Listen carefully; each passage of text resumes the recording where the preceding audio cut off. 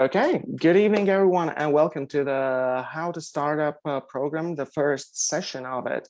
And I'm really, truly glad to see so many of you joining in. I see that currently we have already 70 participants in this call, and I'm pretty certain that more of you will be watching the recording later on, and probably some others will be joining in later on. But as I said, this is going to be the first session. And I am glad that so many of you registered to the program itself. And I'm not going to go into details about how this program is going to go, as we already had the introductory call last week. So in case you missed it, in case you weren't there and you haven't yet seen the recording, then just know that there is a recording. It is available, and I have posted it on Slack. So that's the other thing I wanted to mention, that via emails, I've already sent out the invitation to join the Slack platform several times. So if you haven't yet done that, I would suggest to do that, because all of the work is going to take place there. I will send out reminder emails, but Slack is very important during the course. So you will find the recording of the introductory call right there on Slack in the resources channel.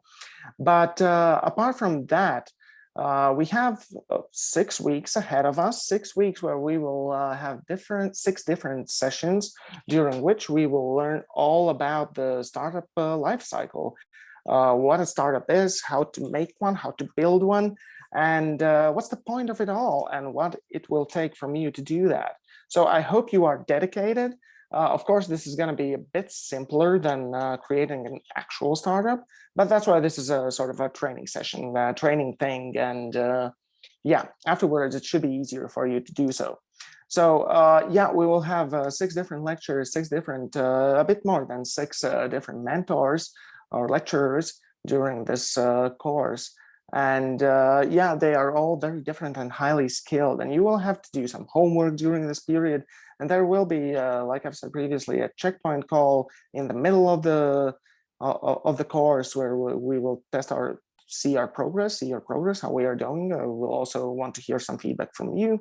And don't forget that at the end of this course, we are going to have the final pitch competition, where you will have to present the idea you have been developing with your team throughout this course. And once more, if you haven't yet formed your own team, that is kind of the first thing you need to do. And you still have until the next week to do so. But why it's important to form a team and what a team is for, today's lecturer is going to tell a bit more about that. But before we actually begin the lecture, I would like to say that this course would not have been possible without the help from the Investment and Development Agency of Latvia. We have worked hand in hand to create this program. So it is brought to you by TechHub Riga and the Investment and Development Agency of Latvia.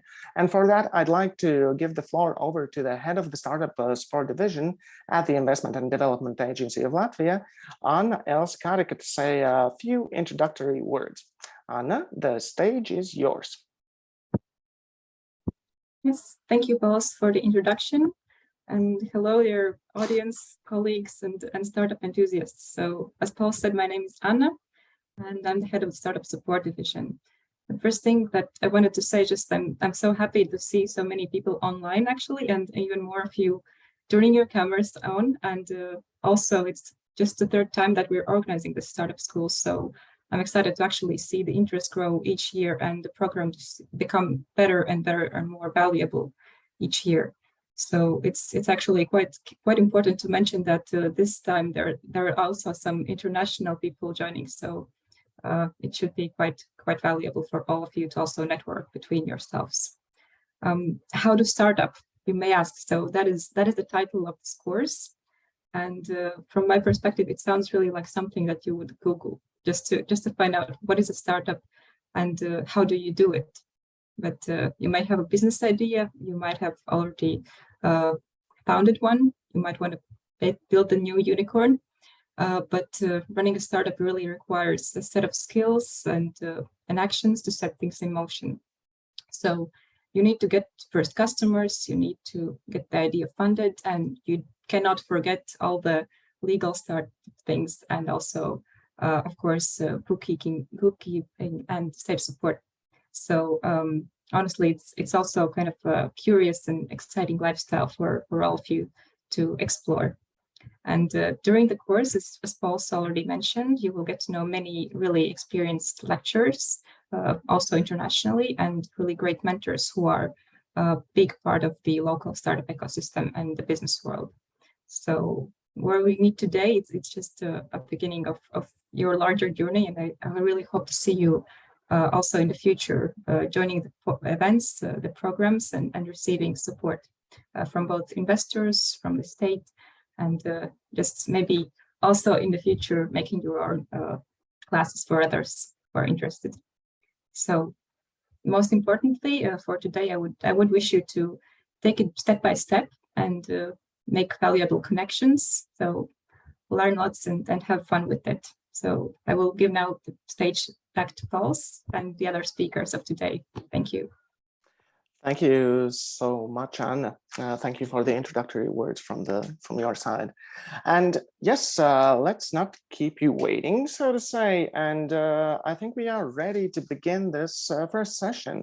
And today we are going to talk about the startup definition and its workflow, about different revenue models, about funding, about the startup lifecycle, and one thing that is important to you right now as well, about how to find the best co-founder. So yeah, regarding the lecture, one thing that I'd like to say is that you will be able to ask questions to our lecturer today. And in order to do so at the given moment, and it's going to come after the talk itself, we will have a Q&A session. And then either just raise your hand and unmute yourself to ask the question, or feel free to use the chat to do so as well. So yeah, those are two options to ask the questions. So without further ado, I would like to invite our today's lecturer, Viestur Sasārs, who has co-founded several companies, invested as a business angel, as well as managed an early stage investment fund. Currently, he is the program director at INNO Pre-Acceleration Program and entrepreneur and resident at Riga Business School. Viestur, the floor is yours for today. Hey, good evening. It's evening, right? So good evening to everyone, and thank you for the introduction. And I'll be the person who will ruin your evening tonight with probably some things which some of you may find interesting or even useful. So I guess I would start sharing my screen, and while I'm doing that, just a few house rules. So I've also already suggested that you have cameras on and mics off. I would appreciate that very much myself. And then also a small change to what was advising you is that it's perfectly okay to write the question immediately in a chat as we go. Okay, don't wait until the end. I will look into the chat and once in a while try to cover that. Okay, quite a few familiar faces, by the way, and well, the world is small. It's one thing. The other thing, some of you have been part of my other programs. So I'm doing my job poorly. I sort of gather, but again, maybe some of you are back for more, back for repetition, or you know, this is mother of something, as we know. So why not? Perfect. Good. So I was in when Paul was inviting me to talk the kind of the intro session.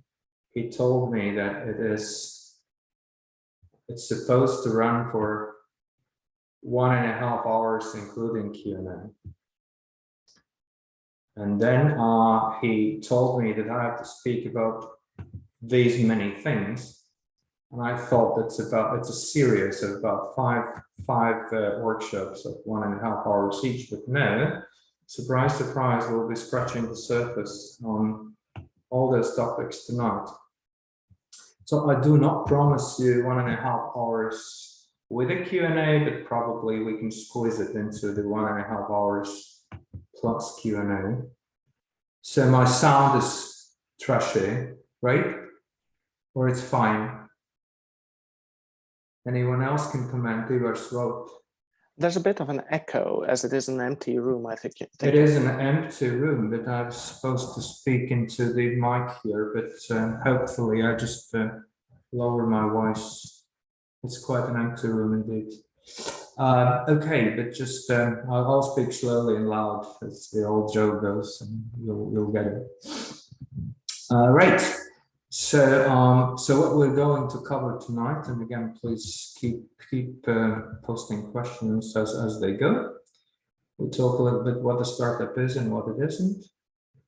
Scratch the surface on some keywords you should know and most importantly understand. And then touch upon three different facets, 3 different domains of what it makes to build a startup.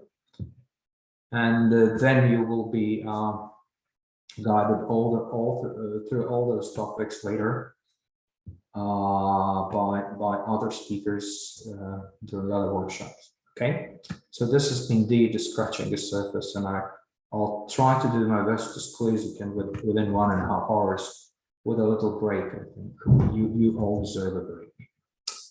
Good. So let's start. I know that the easiest way to develop a hatred towards myself of any audience like you is asking you questions, because you came here to listen, not to answer, for God's sake. But I'm still in that, and I would ask you a few questions, maybe to warm up, and feel free to write them, feel free to raise your digital hand and speak up, whatever you prefer. So the first question of tonight is, what do you think? In your own words, there's no right and wrong answers. What do you think is a startup?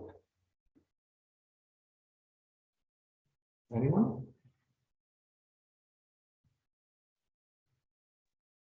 I was told that startup is company that is funded by either friends, family, acquaintance, or anybody's else financial or other resourceful support.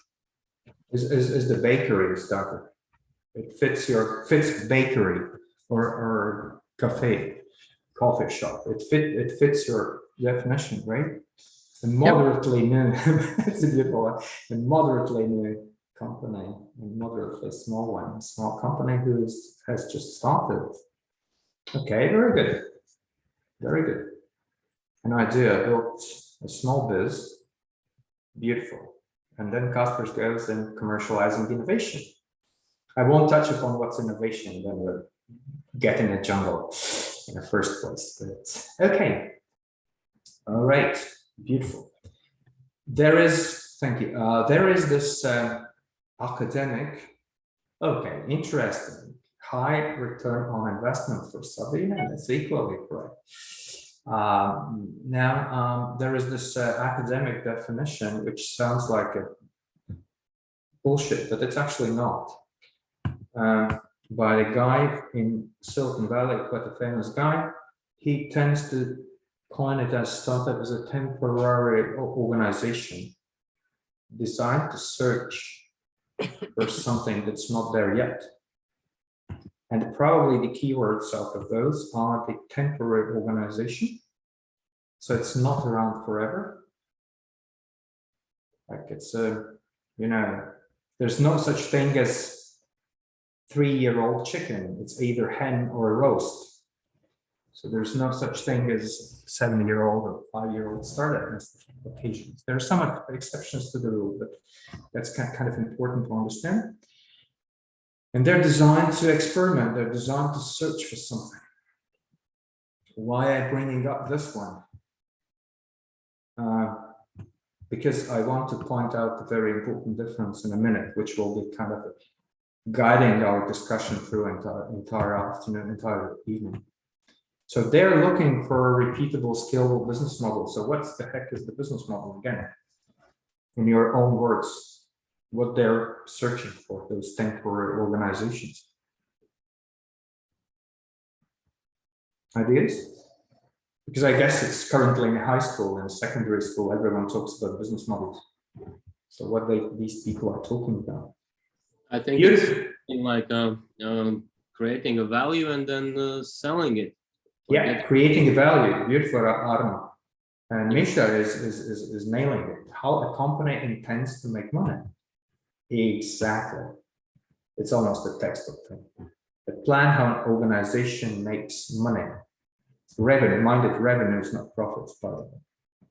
Because you can forego profits for growing faster, for example. That's the kind of a plan or representation on how you're going to make the money. And there are two types of business models, hypothetical and working ones. And you're looking for working, right, for scalable, repeatable business models. And what's the big difference? There's one magic switch, which brings your hypothetical business models into the real ones. And that is paying customers. Many, I wouldn't say most, kind of rude, in the afternoon of in the evening of Monday, but many of the startups will never get from a hypothetical business model into the working one. It's the only thing that matters, proving that you were right with your ideas, that building a product, etc., is having paying customers. And repeatably and scalably, as we remember.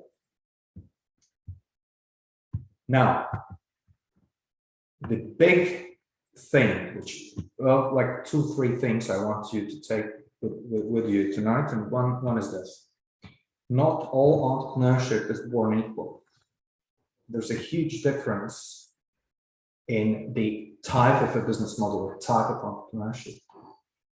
They're so-called, and I would invite you to think of this as a ruler, as a continuum. It's not a black and white that kind of gradually moves from one side to other or back, and largely actually not because of the product or service you're building, but because of your decision of the way you go forward. So there is this huge difference in between the linear or SME type of a young company and the startup. And there, if this is the representation that's try to draw something, maybe it's not that self-explanatory. The idea here is that this bolder line, let's say, represents net profits, okay, in a given time. And this is a timeline on the horizontal axis and the magnitude of everything on the vertical. Now, some products and especially services are very close to market time-wise. In other words, you can start selling them tomorrow if they're buyers, right? You can think of them. Professional services would be an example. Baking best cinnamon buns in the world would be another example. Starting as a home producer, if you have the recipe and everything right in place. So it's actually, you're very close to the market. But most of the times there is also the other characteristics of that business. It's linearity. What does that mean? Linearity means that there is not much of economies of scale by doing more. If you do one teaching gig with someone as a professional service vendor, it takes 2 hours of your time. If you do 10, then it's about 20, okay? It doesn't, you just do more.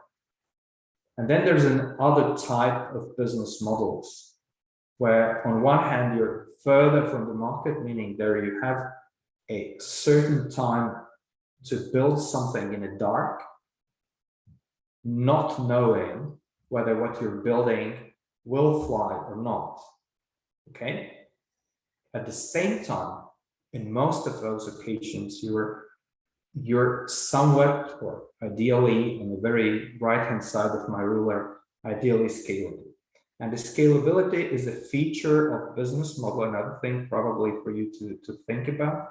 The scalability is a feature of business model where you do not incur any, in an ideal case, you do not incur any production or direct or variable, there are plenty of words of that, costs associated with each of your next sale. In other words, there is not much cost difference whether you tomorrow will be selling 100 something, could be units, could be monthly subscriptions, whatnot, or 1,000 or 10,000. Yes, there is an increase in some associated costs, but I hope you got it. Are you with me? Nod, some of you, okay? And that's a big idea.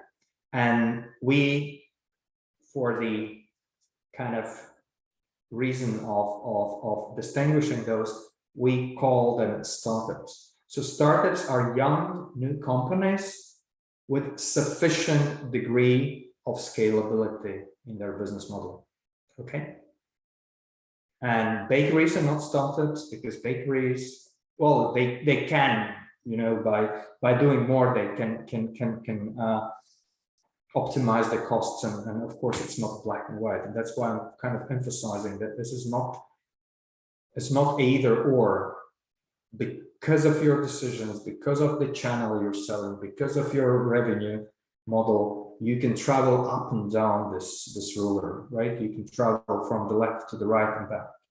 Yes, of course, the product itself defines certain principles. So you immediately, I guess you can easily gather that digital products tend to scale more than physical, okay?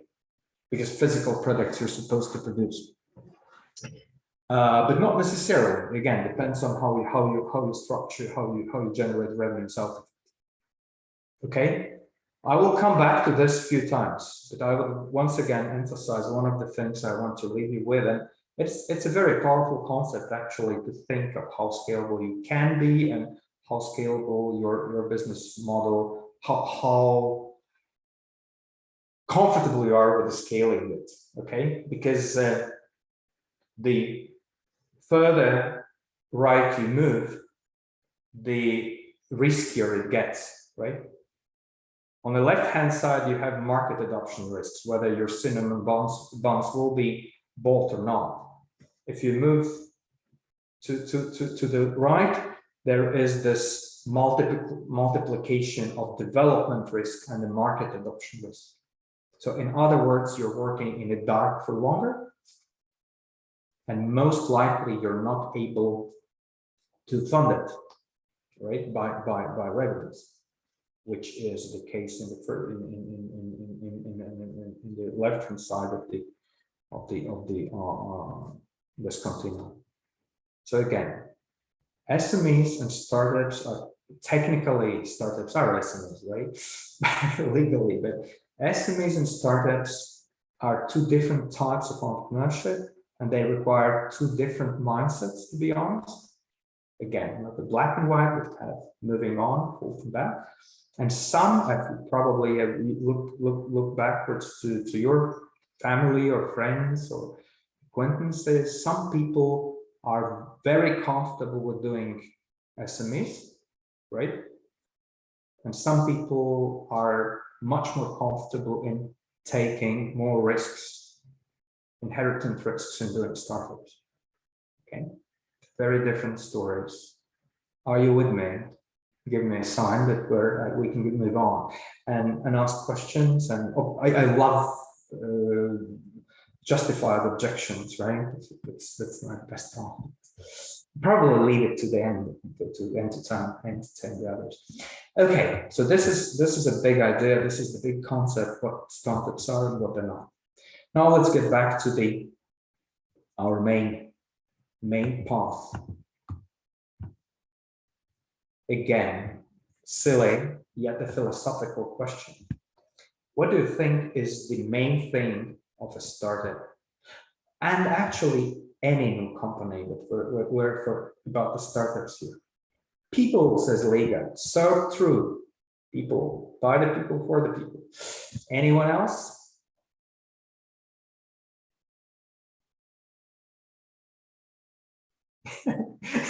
Sabina reiterates one thing that actually matters: idea. Someone said idea. Smart people, idea. Okay, I have plenty of things to do for you to talk you out of the idea that the idea matters. Okay, great. No, it does to an extent. Solving a problem, execution, beautiful. Timing, great point. Value for customers. I'm super, down to earth person. So could you think, looking at my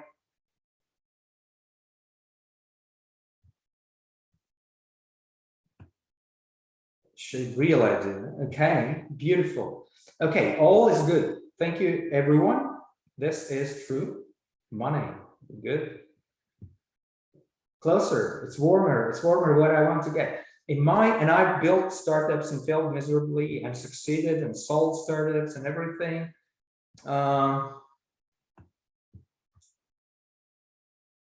I've come to this conclusion. The single thing which keeps you as a founder, for example, awake at night is this: to figure out and prove a working business model before you run out of the cash. Because if you're out of the cash, there's inertia called enthusiasm and whatnot. Cars also go a little bit downhill on a tailwind, but then it stops. Then you have to figure out something else. So if you're building something that is not self-funding because it's far away from the market, you have to figure out how to fund it. Any resources, actually, but the cash is kind of, we all get it immediately, right? So you have a limited period of the time for finding out what works. Remember, finding out the working business model. It's not forever, unless you have indefinite amount of money to pour into the endeavor, right? So limited. It's a great lingo, the great word for that. It's called a runway. We've got 3 months runway, 6 months runway, 12 months runway. Okay? So this is the main thing of a startup: to figure out, test, prove, repeat something that's working for you out of the resource. Okay? Sounds like sad and cynical, but that's the beauty of all building startups, because it's not necessarily an easy task. Okay, how to do that? And this is what is kind of where we're scratching the surface for the entire afternoon or evening of today. So actually, how to get there? There are pretty much 3 things. Lots of other things matter, but I kind of divided them into kind of 3 pillars. 1, we try to build the product and sell it, throw against the wall and see if it sticks. The second is securing those resources, primarily cash for doing it sufficiently long. Again, some tests take longer, some take shorter period of time, but at least you have to make sure that you're not out of your resource while doing that. And the third thing, which kind of fuels the other 2, is build a team that will deliver. Okay. So, and from now onwards, we'll like very briefly talk about all those 3 things, and they will be hopefully elaborated with by someone who will come after me and talk to you in more detail. Let's start with the building of a product. So how you can build a product?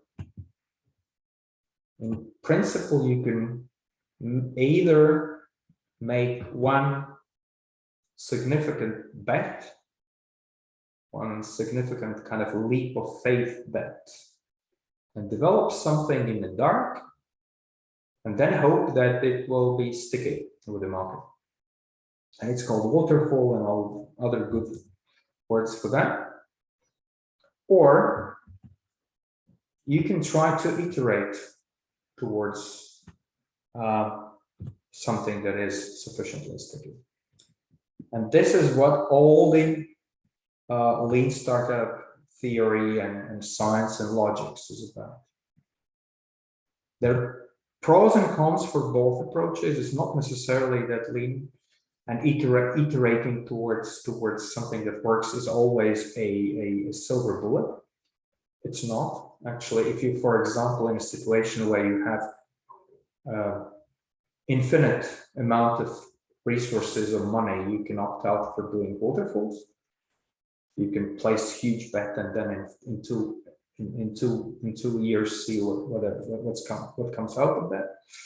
But for most of them, this is sometimes an approach that the corporate innovation, the large companies do, like multiple teams doing the thing in parallel and then seeing which one flies. In a startup world, though, money is rather scarce resource. Okay, so actually, startups are left with not much options than trying to iterate, trying to place small bets frequently, to build and test something. Eva asks the question, no, not multiple ideas. Yeah, well, at some point you can start developing multiple ideas simultaneously, but in terms of testing them, you have to focus. Thanks for the question, Eva, by the way. Because again, because of the amount of resources a startup possesses, it's very difficult to develop multiple ideas. Actually, not realistic developing multiple ideas at the same speed with the same focus and effort. Okay, but you can start with plenty of assumptions and then narrow them down. And that's what we will also be touching upon.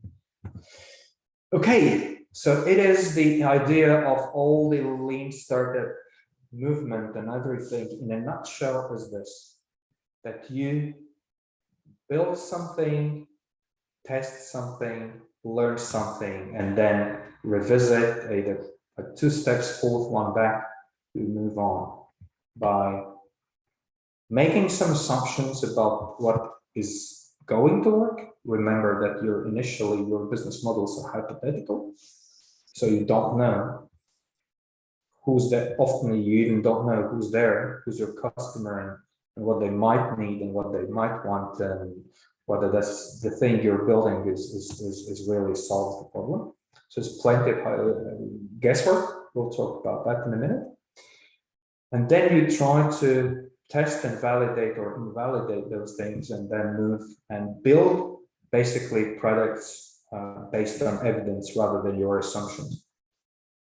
And why do you do that?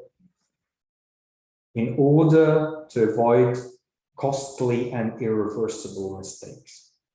Okay, because some assumptions, if not tested early and cheaply and simply, may misguide you into a situation where basically you are out of time and resource and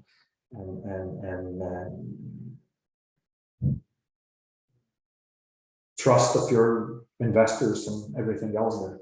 So there are definitely some, you will be making mistakes, and this is a good news, but avoiding irreversible mistakes, which will kind of stop it and not let you go further and launch the product and commercialize your idea, is the thing to avoid.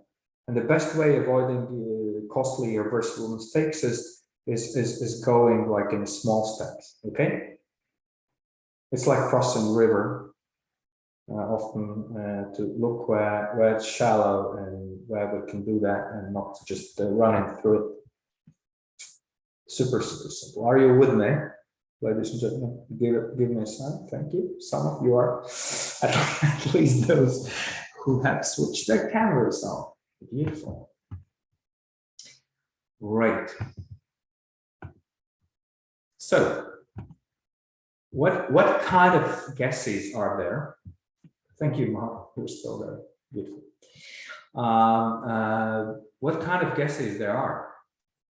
Actually, plenty of guesses you can think, because each of your solutions, or even each of the products is different, and that's why your unknowns, your hypotheses are very different. But good news for everybody: in order to conceptually think about them, all the unknowns, all your potential hypotheses fall in one of three categories. I haven't found any exception to the rule, and I'm super happy if you deliver me one that is probably still is kind of a variation of those three things.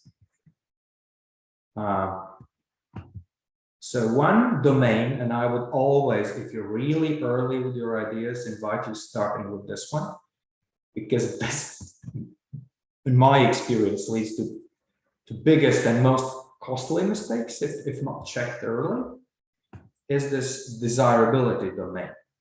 In other words, does anyone needs what you're trying to build?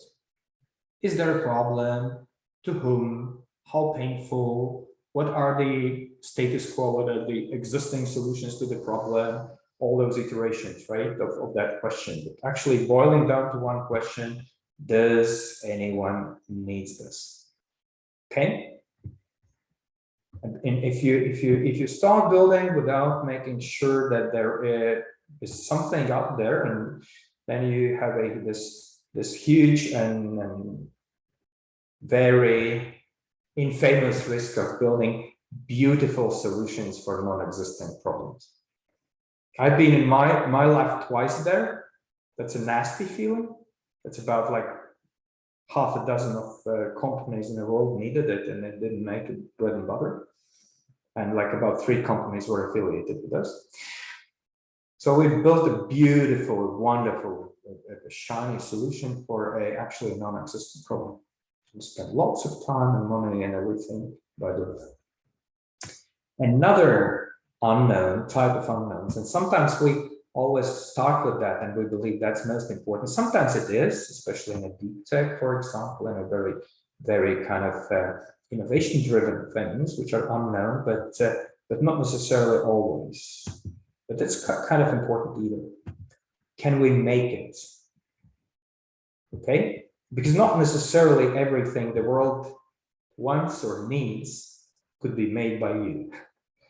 Sorry. You have your own limitations, right? In terms of competence, in terms of resources, etc., etc., etc. So can we really make it? Can we come up with a solution that is sufficient to solve something? And it could be, there are lots of angles to it. Competence, workforce, rarely, but still, yeah, there is this case, technology, legal. There could be bottlenecks, right? So make sure that you also check it quickly and sufficiently early whether you can make it, whatever you think is sticky and needed. And the third thing, again, super, super important, is the viability domain. Is there a business? Should you care? Will it make ends meet? Or in startup's case, will it scale sufficiently for you to bother? And those 3 things are very intervened and kind of dependent, but I would really invite, if you think through your hypothesis, your assumptions in a business model, try to separate them a bit. Because if one is broken, the other won't, the entire thing won't fly. In other words, not necessarily all the things the world wants you can make, or not necessarily all the things you can make it's worth making. There is a healthy business out there, right? And don't mix the desirability and viability things. People might need it, but they're still not willing, for a variety of reasons, they're still not willing to exchange the value by paying you, okay? Especially digital products. So make sure that all these things are tested on their own. So how you get it then from an idea to something that works? You get it, as you guessed by now, you get by iterating forth and back. Here's what we think, here's what we found, here's how we change maybe our offering, our product, our market, and everything. There is a certain thing that is, we all know the concept of product development, but on the flip side, if we look at the market, if we look at the customer-centric way, there is this thing called customer development. Some of you have heard probably this. So in the beginning, you try by testing things, and only then you move into slowly or quickly you move into execution. So in other words, there is, if again, one of 3-4 things I want you to remember tonight is this, that if you start moving from idea into the building a business, you switch your experimental mode. Because in the beginning, the risks of doing wrong things, unnecessary things, going in the wrong direction are much higher than being late, okay? Because often we think, okay, this is hype, everyone dreams of it, we start running. We just had an idea and we move. No. You have to make sure that you're all those assumption domains, all those hypothesis domains are in order for you to really start executing on the idea. So anyone idea, just that some of you have heard me, so probably that will be a kind of an easy question. What is this magic moment? Actually, it has a name. What is this magic moment, this dotted bluish line, when you switch from primarily experimentation into primarily execution? In a way, I can hint you, this is an end of a startup and beginning of a company, but not almost like the very first signing switch and move. Yes, Eric, this is this magical thing everyone talks about. This is the product market fit. Because basically you iterate, you experiment to product market fit, and only then you are invited to execute. So what it is, there are plenty of definitions which suggest that none of them is too good. And you can read it yourselves, what it says. So, but if we summarize what we see in all those three, these are three sort of very, in the history of Silicon Valley, three very important people have said these things. If you look carefully into all those three definitions, there are two concepts or two parts of the wording which always kind of repeat. There is this product that satisfies, and mind it, not ideal product, but satisfactory product. And this is the thing which is often overlooked in thinking about product market fit, a satisfactory product to a healthy market. That's a big idea. So pick your fights. So if you will be a genius team, beautiful technology, and whatever is there, lots of funding, but the market will be crappy, not willing to pay, not developed, not there yet, and so on and so forth, most likely the market beats everything, okay? It's very difficult then to go against the market. And on other hand, you might have a mediocre yet, not the best team, kind of okayish product, but if it's kind of pulled out of your hands by the market who desperately needs it and is craving for that for a long time, you'll be good. Okay, I promise you'll be fine. So again, I'm not downplaying the importance of team or technology or skills or competences, but keep in mind that this is always those two things. It's not about the beautiful solution, it's about the healthy market to tap into. And this kind of traces back to my viability suggestion, that make sure that it's worth your time and effort of starting something.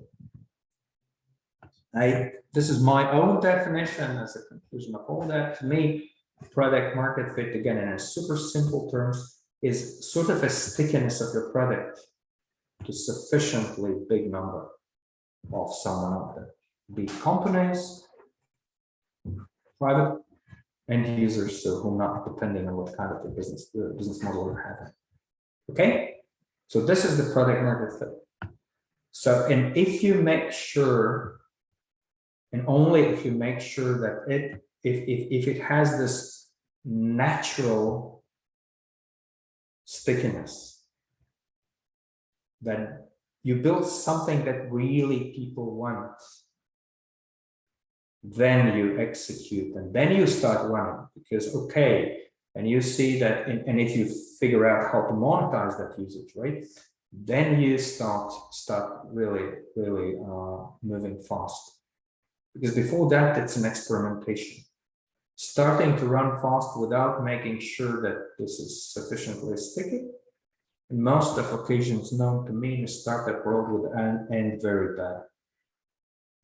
Large companies sometimes can market crap uphill and tell us that, this new version of the product is much better than the old one, and spend certain time and marketing muscle for us to believe that. Startups don't have the luxury. You better build something that is realistic, and then take it from there. Okay, so again, in a nutshell, what I was trying to say,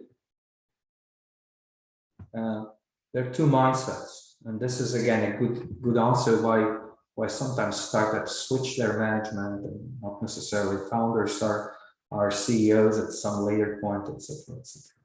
Because it kind of requires two mindsets, and they're not necessarily are residing in each of us. Some of us are better at experimentation and figuring out what works. Some of us are better at execution. So it's perfectly okay. Just know your strengths and weaknesses. Okay.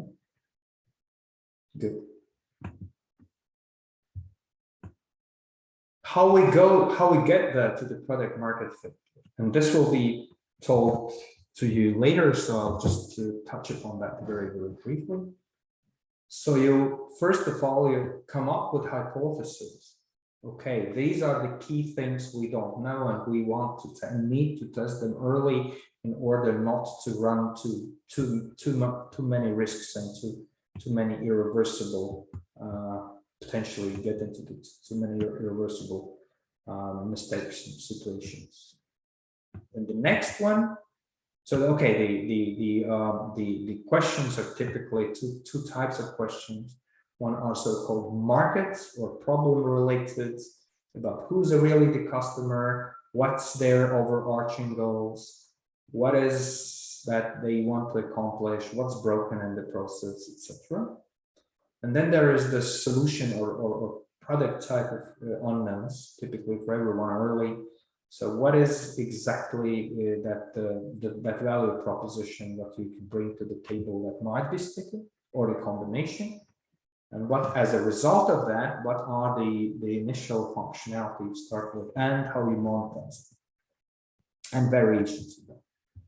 Now, a quick question, a quick word on revenue models, so, and monetization. I was asked by Pauls, but I want to again briefly go through them, and I'm happy to maybe answer questions on any of them in particular. This is not not a full list. I was just picking the things which we see most commonly in the business or in startup world, for the matter.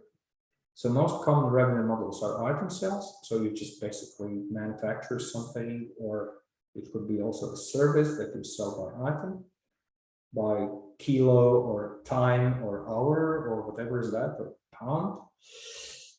Then there is this pay-per-use. So you share something, your customers pay you the time they use it.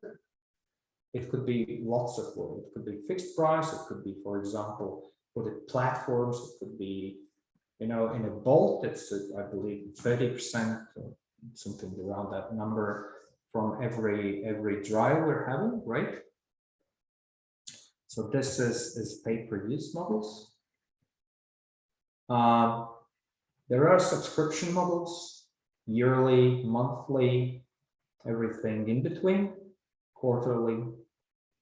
So you actually develop a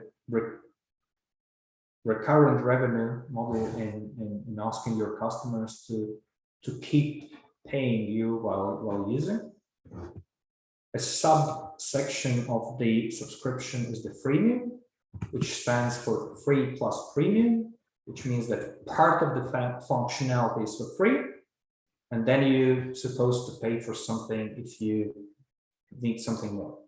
Freemium actually can also go in the pay-per-use area, where you just have a limited functionality for free, kind of a teaser functionality, and then maybe sometimes it's people, Spotify and stuff, right? That is all these nasty ads, and then they will start paying, they disappear at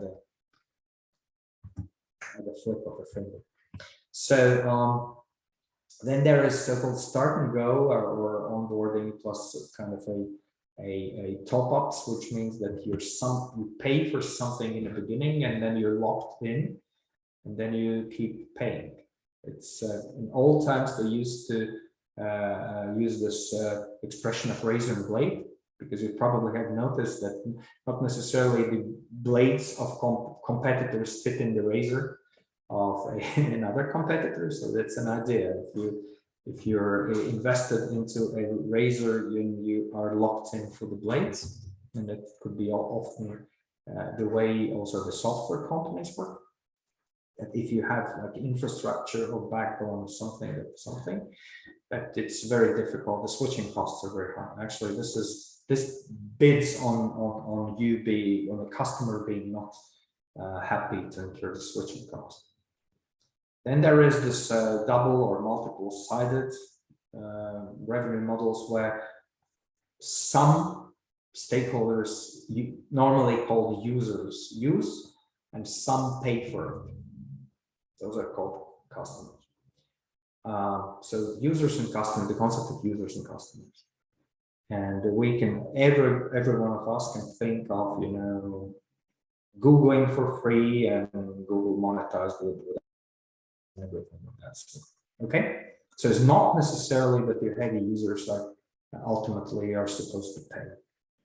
And this often opens a few ideas of how you can monetize more efficiently. And then, of course, is the ad-based thing, which again, a word of caution when often my students have some hobbies and teach at universities in Baltics, and the students always go, okay, well, we'll monetize it ad-based. And this is the most bloody and most difficult way to monetize, because you indeed need a huge visitor base and huge user base to make sense out of it. Why I'm kind of outlining those. One of the major things what I want to emphasize here is this: depending on your revenue model, you can heavily influence how scalable is your business model. Okay, because then if you can develop working realistic models of recurring revenue, I'm not saying necessarily always, you know, for example, physical products, recurrent revenue business models work. Sometimes they're very, very funny and laughable. But if you can develop the recurrent business, the revenue business models, that heavily increases your chance of scalability. Okay, because you remember the concept of scalability. It's something that you get each sale with not incurring direct costs. Keep in mind that there could be more than one revenue model within a business model or within a product, because you can monetize it both. For example, vendors you pay for within a platform, vendors pay you something for being featured, and customers pay you, for example, a cut from a transaction. An ideal one. Or just different types of customers pay you differently. Some, for example, businesses rent and the end users buy. I've seen those as well. And the most important thing, that the revenue model is not something static, because again, perceptions of people and willingness of the market to, for example, go for recurrent business models is, as you probably noticed yourselves, has been increasing. Okay, there are a few things we're happy to rent or happy to subscribe to, would never be doing like 10 years ago. Those of you who remember how the world looked like 10 years ago. Okay. Then the next thing is you test those market hypotheses first, and that is this first circle, the customer development called customer discovery. So figure out who's the customer, what's the real pain, and how they tackle it for now. Then you test the product hypothesis, always in this order, but of course going forward and back. This has a fancy word of doing customer validation. So is my solution really solving something? Because not necessarily the fact that they have a problem does not automatically mean that your solution solves something. Okay, might not be that sticky and might not solve anything. And then this question after once a while, whether you really have validated, have verified it, or you need to change your path, which has the English word pivot. This is not sticky, but we've discovered something nearby, which is an interesting problem, which we also can cater with our, and then we just start doing other things. If you think of most of the businesses of the giga companies these days, most of them have pivoted from somewhere, right? Facebook was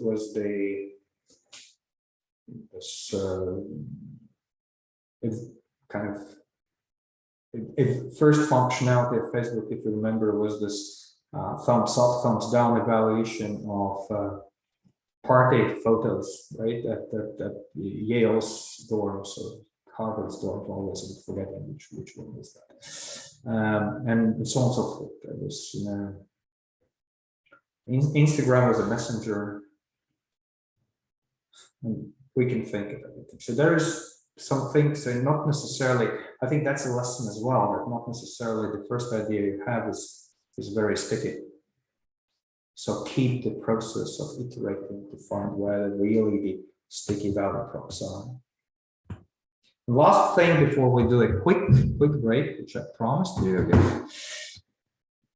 There is this, again, a lingo of what's MVP, or minimum viable product. So this is an original definition of another classic author of Lean Startup, Cedric Rees, which actually started all the movement with his book, the Lean Startup, I think. So, and it's sometimes misinterpreted. At least I would love to emphasize a few things which is sometimes not visible here, because sometimes you very narrowly think of MVPs as something, you know, the first product you can sell, or the first product you should show the market, or whatever. But see, if you look and read it carefully, that actually this is about the validated learning, not about generating revenue. In other words, MVP is not necessarily a sellable product, but something you can test and validate your solution with. The simplest and cheapest of solution validation, from what you can learn something, so to know what to build further.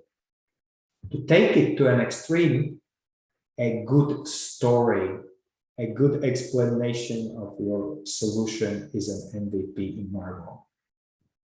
Because if you can explain what you're going to do, and you know, potential customers stop you and ask, well, where can we test it, where it's on the market, how much it would cost, etc. Means it's something resonates with them.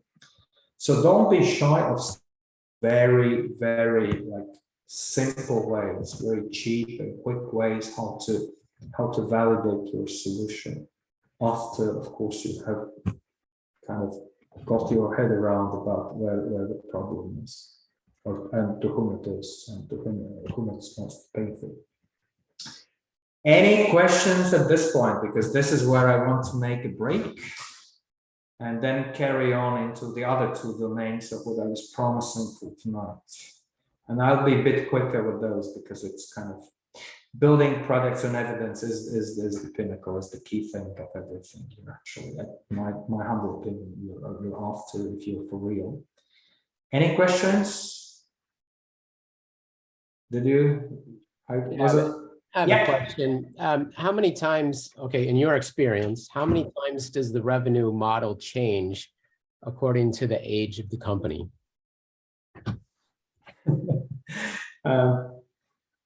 From sometimes even never to many, and it could change forth and back. For example, the thing I experienced, that we started with one software we wanted to actually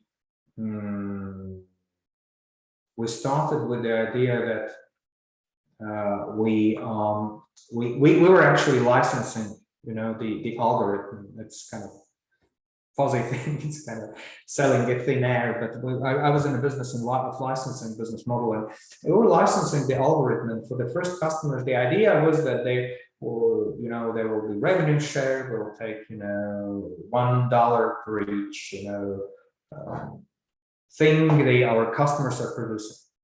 And then quickly, in order to make it it's super quick, we just said, okay, pay us 100K and do whatever you want, because it was too difficult for us as a young company, you know, have all this, you know, paperwork and all the ability to really check how much they were doing.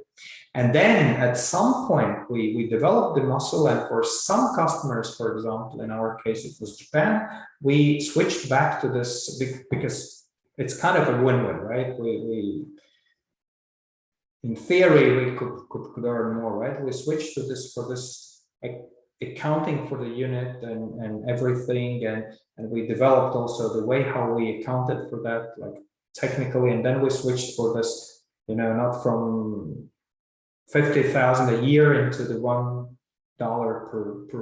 per usage. And then we went to China, and that was a nightmare again, because we were not able to trace anything there. And we gave up on this $1 a unit and said, okay, pay us like 200 or 500K a year, and you do whatever you want with the IP, right? So forth and back, I'm not sure if they're contextual things. They're markets, right?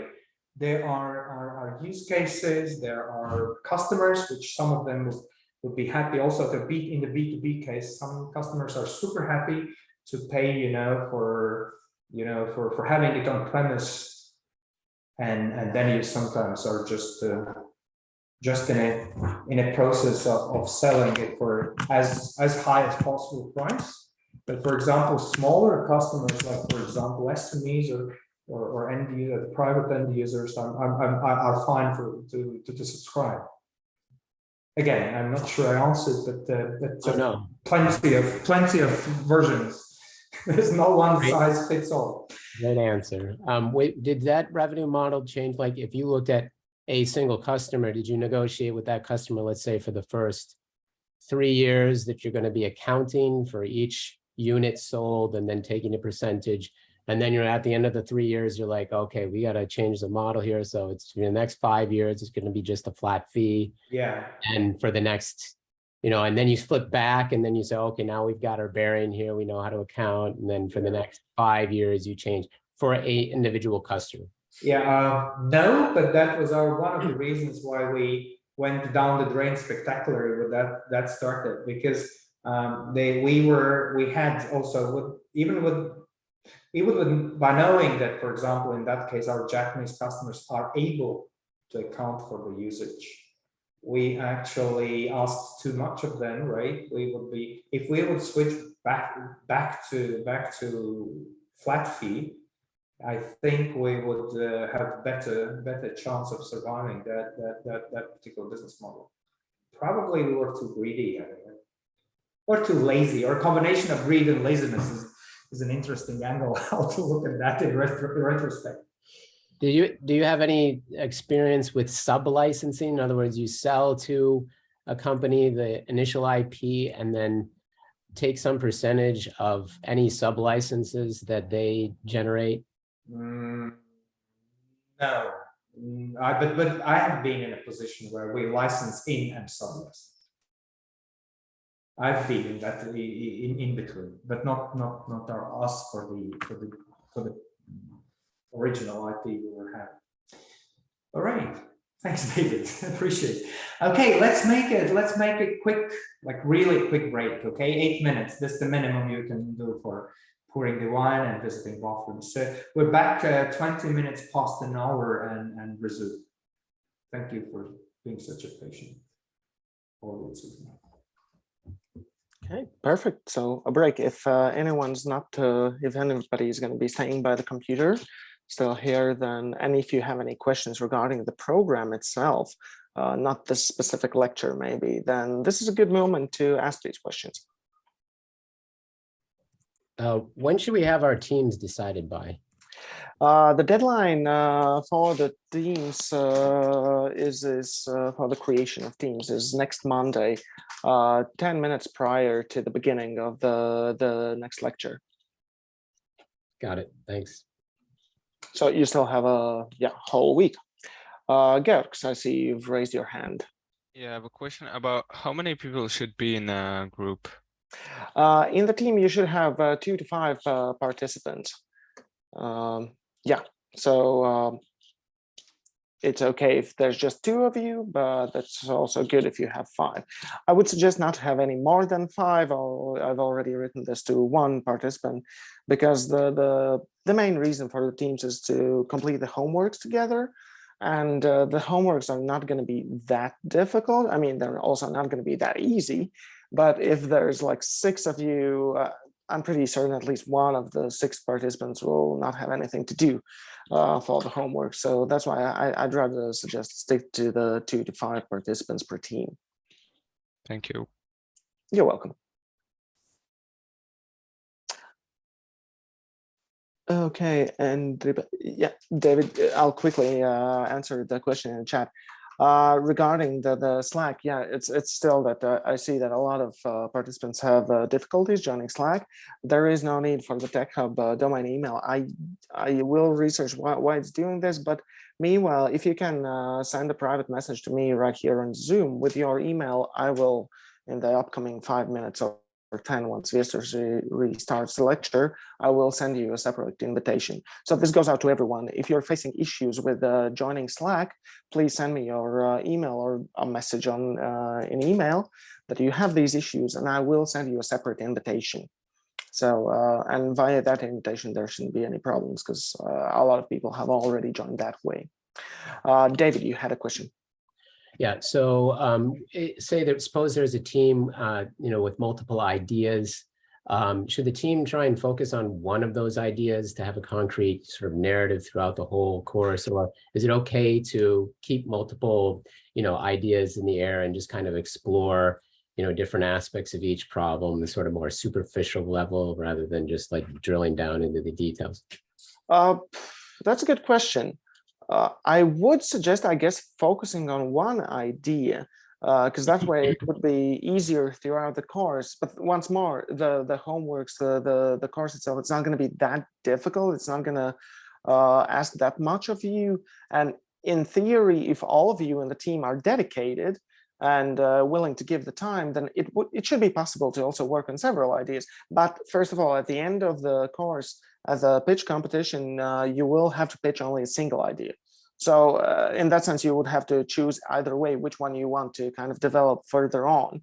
And second of all, well, it would be easier, I guess, to stick to one idea. But what I wanted to mention is that it's completely okay if during the course you understand that, hey, this idea, yeah, this is shit. I want to change it to something else. And it's called pivoting. That's completely okay. So even during the course, if you and your team understand that, no, we really don't want to do this, but this aspect of the idea is good, feel free to go over to that aspect and concentrate on that a bit more. But yeah, I guess I would suggest mainly focusing on a single idea.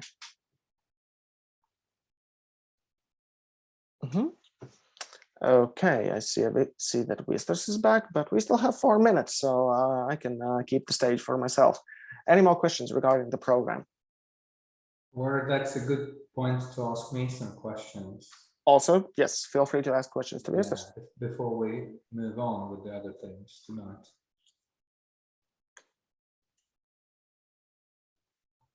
Wistas, maybe you could just give us a rundown of the different types of companies that you've been involved with, like software, physical product, service, maybe an all the companies I've done, some of them really are, consultancy type of, and I would never, because of everything I told you before, I would never consider them startups.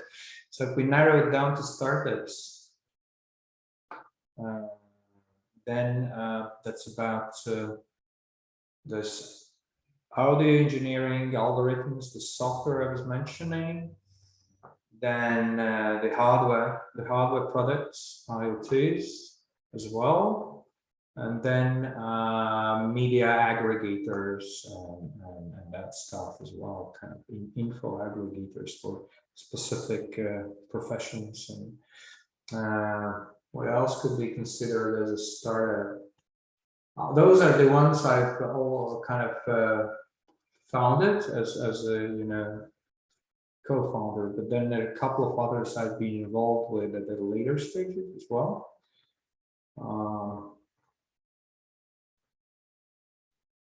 Bit of medtech, bit of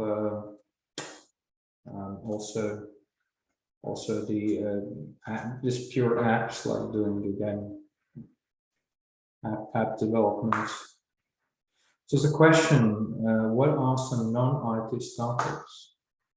What do you consider being IT and non-IT is a good question. WeWork, for example, very notorious one, is definitely not an IT startup to me. Is Airbnb IT? Okay, it's not a startup anymore, but when we look back, was it an IT startup? I don't think so.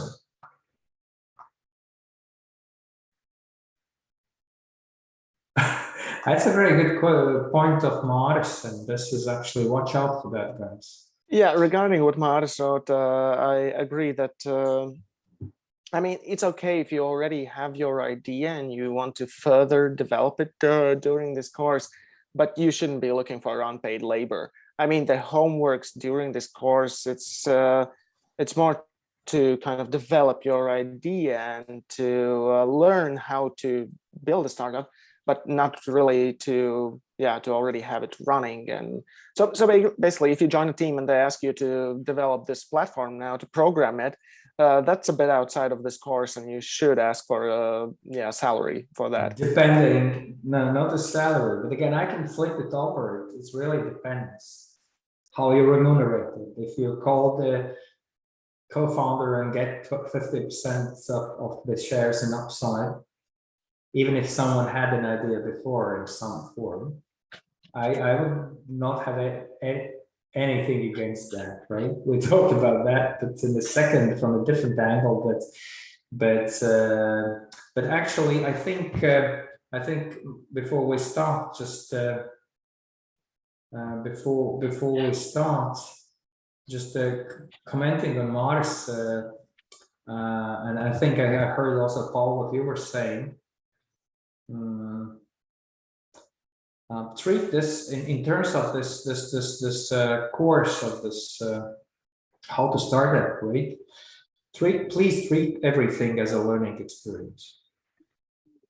And if I can suggest how you go about ideas, come up with something that is interesting to test, and not necessarily, you know, the grandest of the grand ideas you now will spend all your rest of your life with. Most likely that's not going to go anywhere.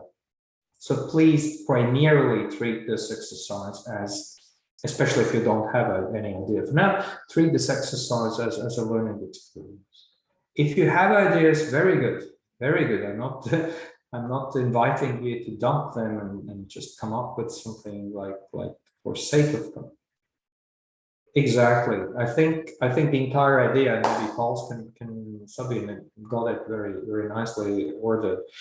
The entire idea is to learn. I would, again, I'm speaking from my perspective. I'm not with Paul says the kind of sees it through, but I would say always learning the method, okay, of in a structured way, coming up with assumptions and validating them and moving, you know, towards something that is sticky is way more useful for the rest of your careers, even if not a startup career, than you know, trying to pull off the thing of your life. Honestly, think of this as a learning experience and use it to the max. I think we have to move.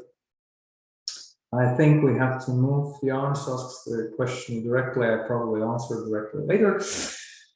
Okay, let's move on. So, scratching the surface on a matter, again, you saw how I deliberately tried keeping it super, conceptual, but maybe it's helpful for some of you to set the mindset into certain framework. Let's talk about the other thing. I probably the first time in my life, Paul, I'm talking in the same workshop on those both things. And then on Teams, which is, these are three things, and he wisely picked only three things I'm able to talk about. So he's using me to the most. Anyways, let's talk about the funding. So how to fund it. Remember, there was one thing was building the product, the other was securing the runway. We're back to this. I would start reminding you of this dichotomy of linearity versus scalability, and it again plays the crucial role of figuring, kind of thinking what type of funding is available out there and what can be used for your companies.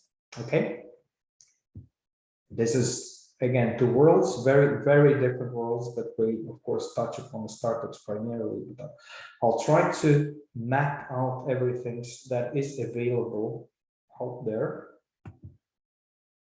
along those two axes.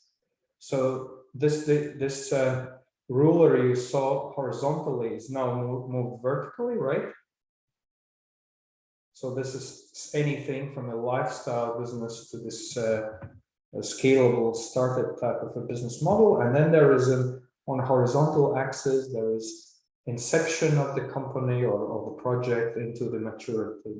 And this is a logarithmic one. So the beginning of the life cycle of the company, on this my plot is disproportionately bigger than the maturity part. But I hope you'll get it. So let's run quickly through it, and I hope it will help you to get your head around for those of you who have never thought how to fund things. So the rule number one, no matter whether you're building a bakery or the next Facebook, you start with your own money. Okay. It's founders, singular plural, and FFFs. Does anyone know what FFF stands for? Family, friends, and fools.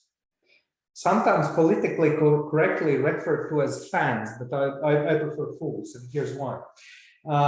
Actually, those are, and I actually, this is a compliment to anyone.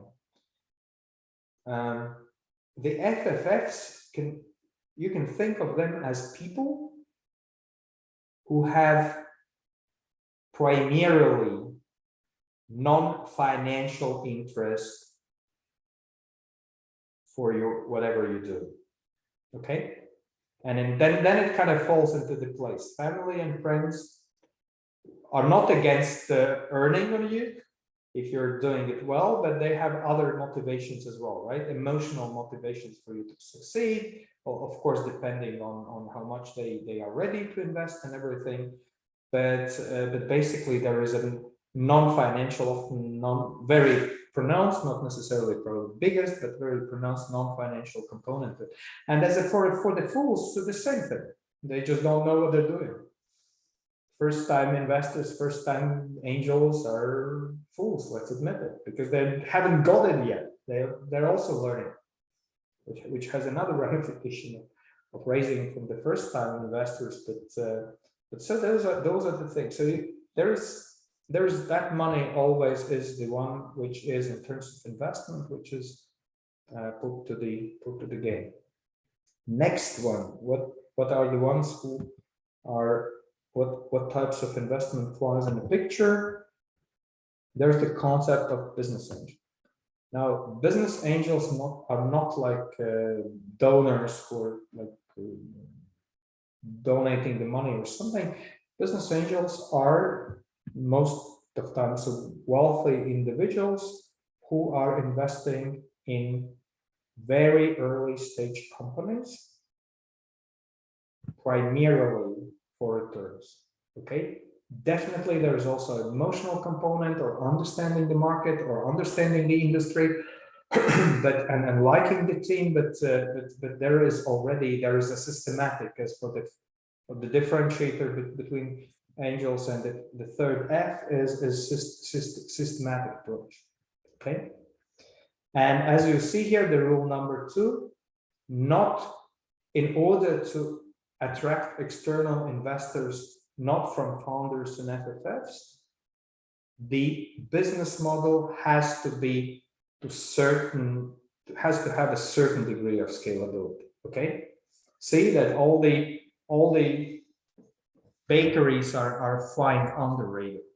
They're not investable, and this is often the thing to think about on the flip side, that very many times you just by definition, by the way you want to monetize, by the way you build a business model, you're simply not investable. So by investment, meaning the new money into the company in exchange for the shares. The rest is loans. We get back to that. I'm simplifying but on a purpose. The next thing which gets into the picture is pre-seed or seed funds or accelerator programs. So it's basically those are what the difference between angels and them, like an early first institutional money in a company. Again, on a horizontal axis, they're pretty much at the same point where the angels are. I just draw them a little bit to the right for better visibility, but the important lesson on the vertical side. So if you could be investable for a private individual, a wealthy individual as an angel, but institutional investors, funds, which are managing other people's money, right? Not their own. I mean, angels are pretty much managing their own money, or maybe they're syndicating together with other angels, but it's their wealth.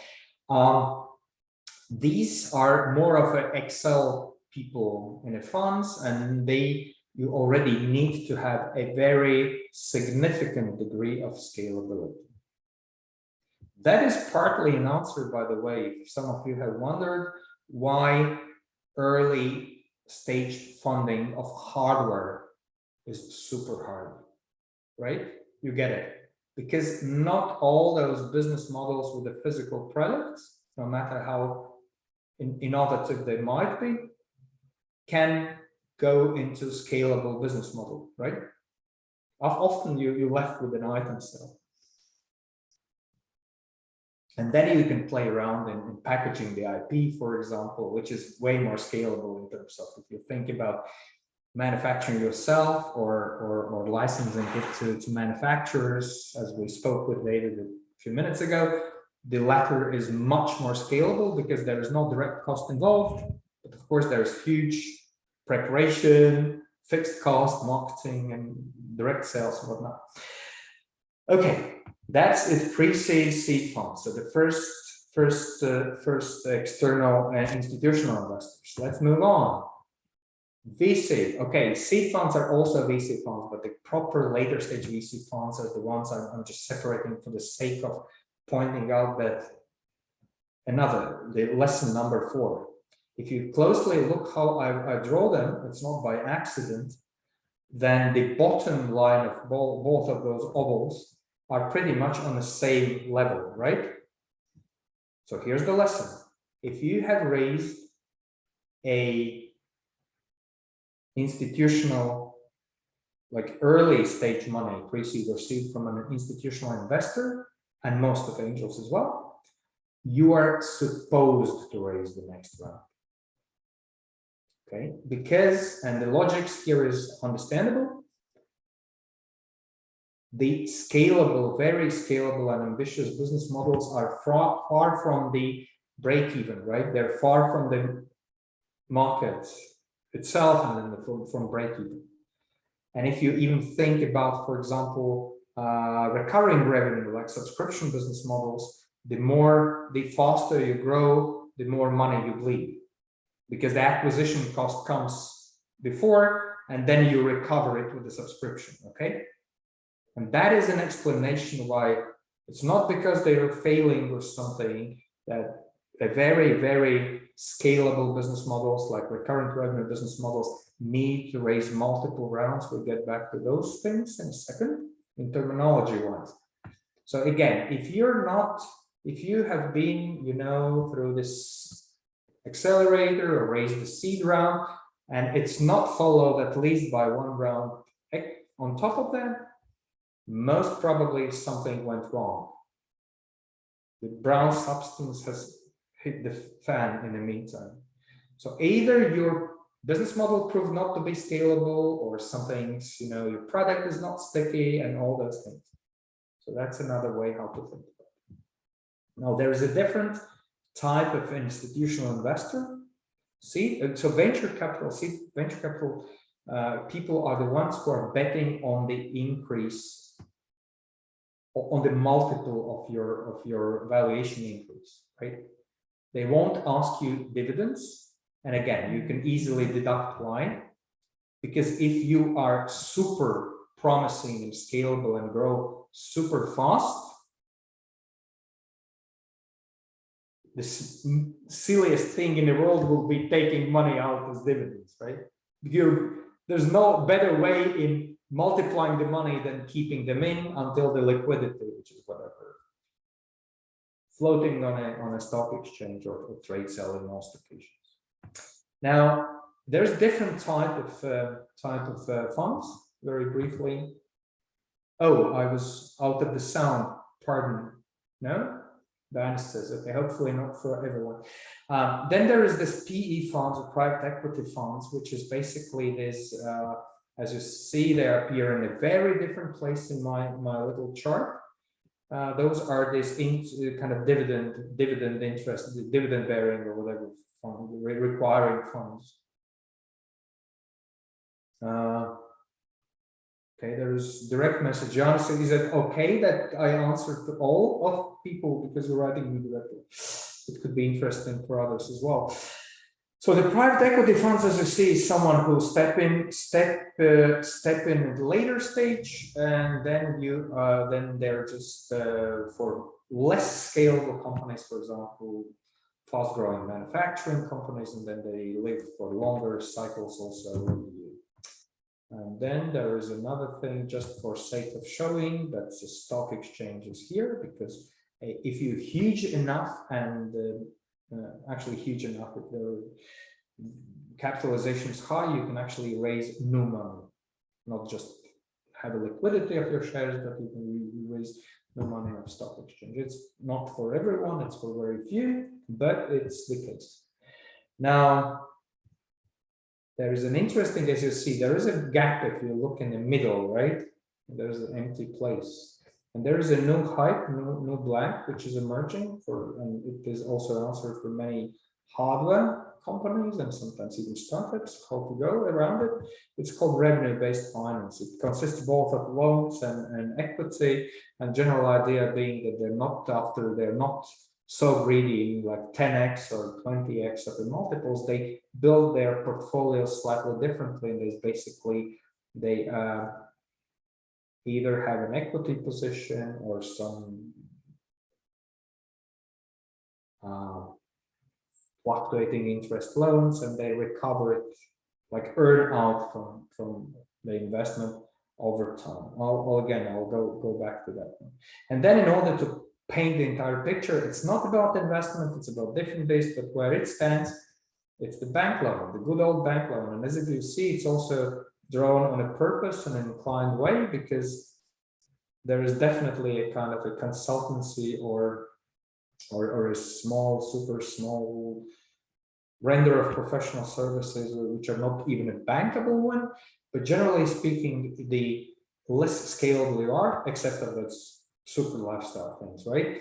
The less scalable you are, the much more earlier you're bankable. That's a big idea. So the startup super scalable things are bankable just shortly before they're go on a stock exchange or something, right?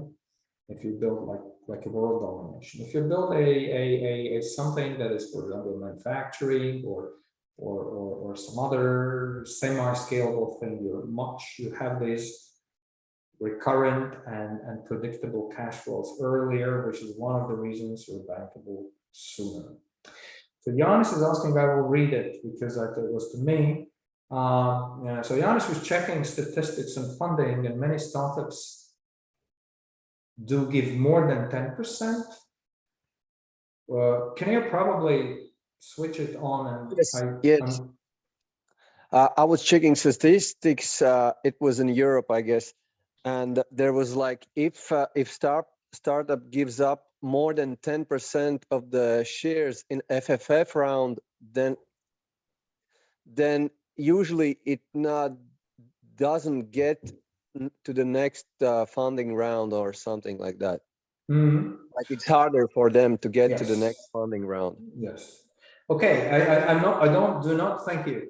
I do not have statistics on FFFs. I have more information about angel and pre-seed and seed investors, outsiders. Yes, of course, because giving away too much heavily impedes your investability later, for a variety of reasons. Again, giving away too little impedes your investability immediately, but giving too much is an issue. And this is very typical for non-experienced founders, and also the ecosystems are very different, and how things are looked upon in US or UK or Nordic countries or Baltics and elsewhere slightly different. But yes, that is, I think I'll take as a generalization here that having being too generous to your initial investors is actually shooting yourself in the ankle. But we'll get back to that, how to fix it in case you're sufficiently scalable. In case you're not, in case it's the first and the last round, it's difficult to fix. but in case you're anticipating few rounds, there's a fix for that. And I think, Jana, you probably know what it is. Okay, so this was my simple picture. I'm very proud. I drew it like 12 years ago. I'm still proud of the picture, one of the few pictures I've drawn in my life. But I hope really, sincerely, it kind of explained a few concepts. Yeah, I will get there, Eric. Don't worry.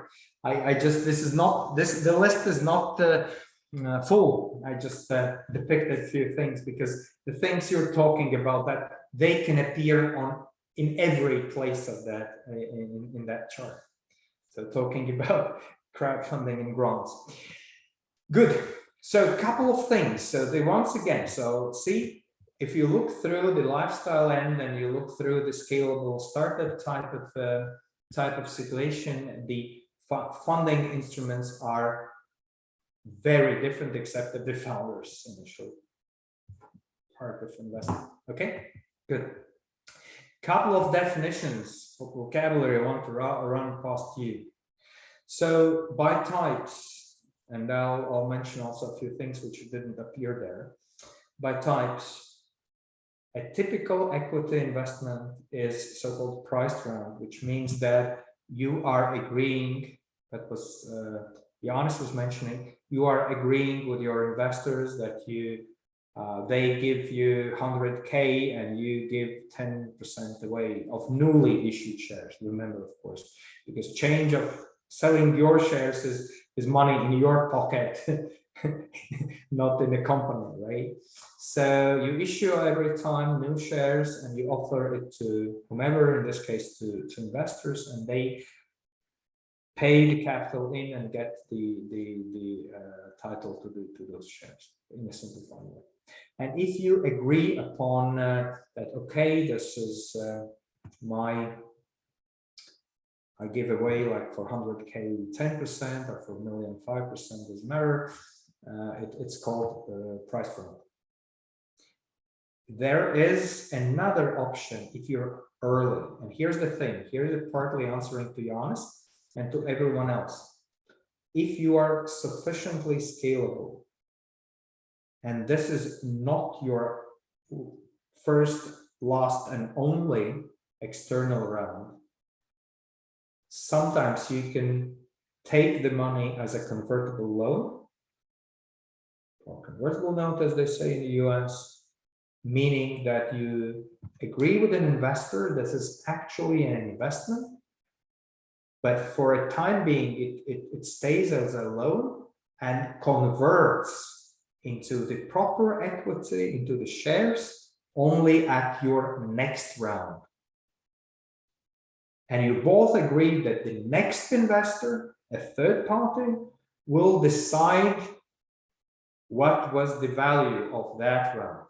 So basically, typically it's done like at the value of the next round investment, you discount the amount given as a loan. And for example, for someone who gave that money in the first round, like 18 months before the second round is happening, they have like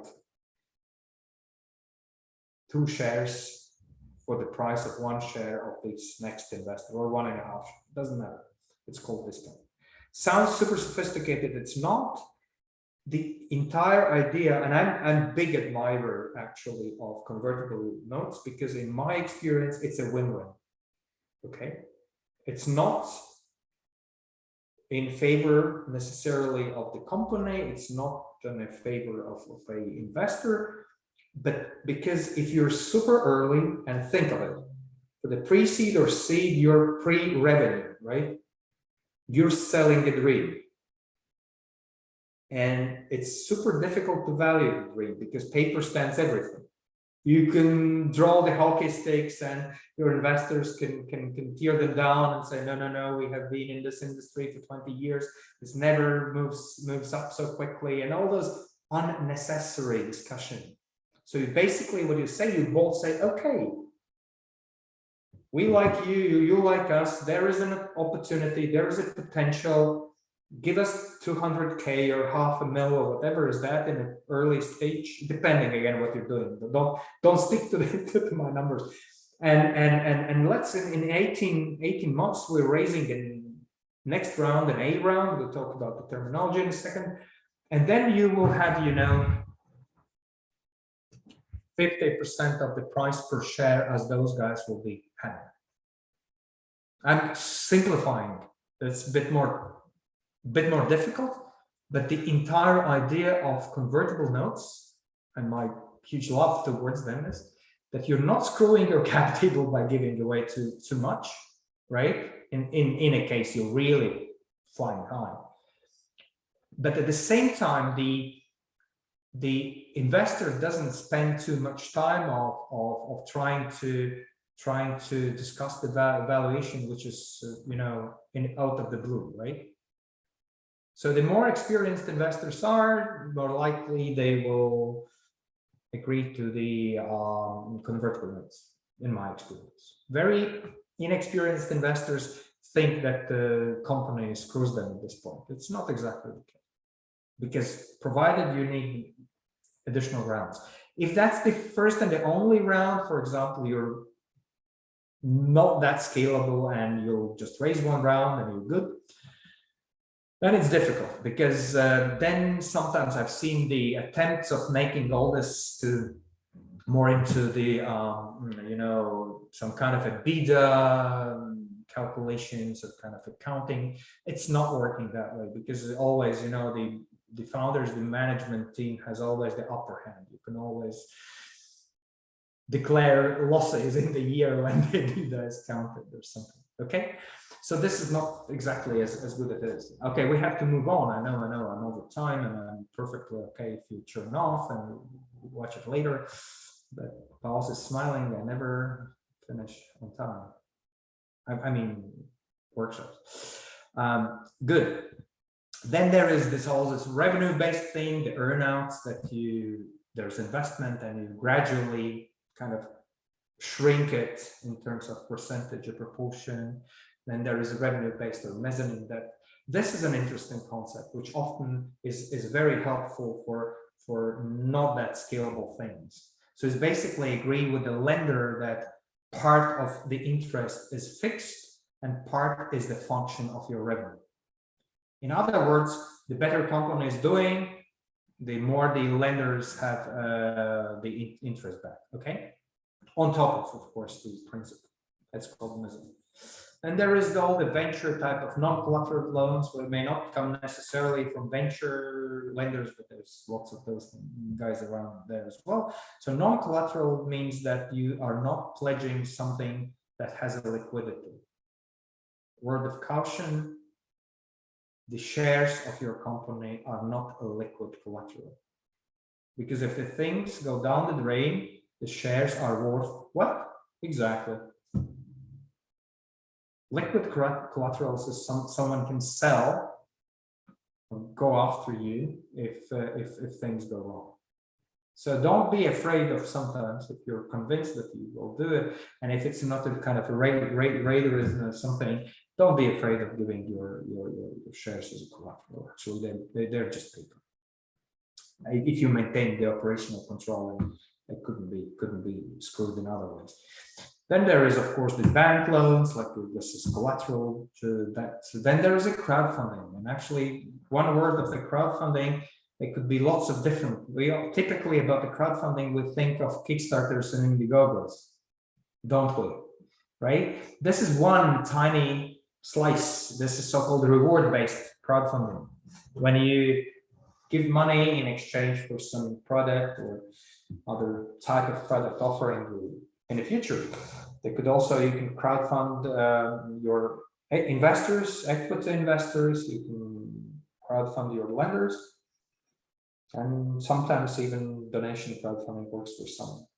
Then the ICOs, which was a hype quite a time ago, stands for initial coin offerings, but there's also lots of different token sales can go in a broader sense than that. And then there's, of course, almighty grants and subsidies, which appear, like I said, everywhere in my group, in my chart. Yeah, again, I'm very careful. As for those of you who are from Europe, you know that we're actually, some parts of the ecosystem is called grantpreneurs, right? I love this one. So they're very kind of, they're dependent on grant installations of money, and this is the only business model they can operate on. I'm very careful and lukewarm towards those. But on the other hand, of course, there are lots of situations where this is a good leverage, gives you a extensive runway. So in other words, don't think of this as a silver bullet, but if you can, if it doesn't ask you to depart strategically from what you were planning to do, then of course that is, and doesn't add too much of a bureaucratic load, which is also an issue. And of course, considering those is not a bad idea, especially deep techs, for example, not often have so long time to market that they have to use them extensively. All right, the last thing on here, this one is funding by stage. I'm finishing off the book. Oh, there's one more thing. Oh, this book. So, okay, pre-seed, seed rounds, A rounds, BC rounds, as you probably have heard them. These are not, sometimes this is mistakenly thought of something that is, they are, you know, the function of size of the round. No, they're a function of the stage where you are. So it's basically the pre-seed round is something you raise for building or finishing your prototype and validating of your product market fit initially. Okay. If it comes with a hands-on mentoring elements, it's called accelerators, right? Accelerators, think of most of, again, there is exceptions to the rule. Accelerator programs are early stage investors with a heavy hands-on mentoring or some other help on top of that. But basically, they're investors who are interested in giving you some, typically not that big money. Okay, so the pre-seed is for prototype and early things. Seed round is round about your launch. Either you already have few customers and you want to kind of extend it, or you're about to launch. That's called seed round. A round is already in expanding and scaling of a working business model, potentially a working business model. And B, C, D, E, F are all the investment rounds later. F stands for failure. Okay. Now, so the entire idea here, why I mentioned that to you guys, is that you have a different strategy and tactics of fundraising. Because if you're pre-seed, you raise on the dream, pre-seed seed, right? You raise on market opportunity and a cool team, and sometimes technology less of importance, but typically an opportunity. Whereas in the lettered rounds, you already raise on some KPIs. You have some history. And that's a big idea, because your tactics switches, and sometimes, you know, people never get from pre-seed seed into A rounds because they were too good of a salespeople for a dream, and the KPIs don't make any sense. It's a different gameplay, actually. And syndication is an idea typically in an angel world where people very rarely companies, but the people join the forces in one, like you have 10 angels, they all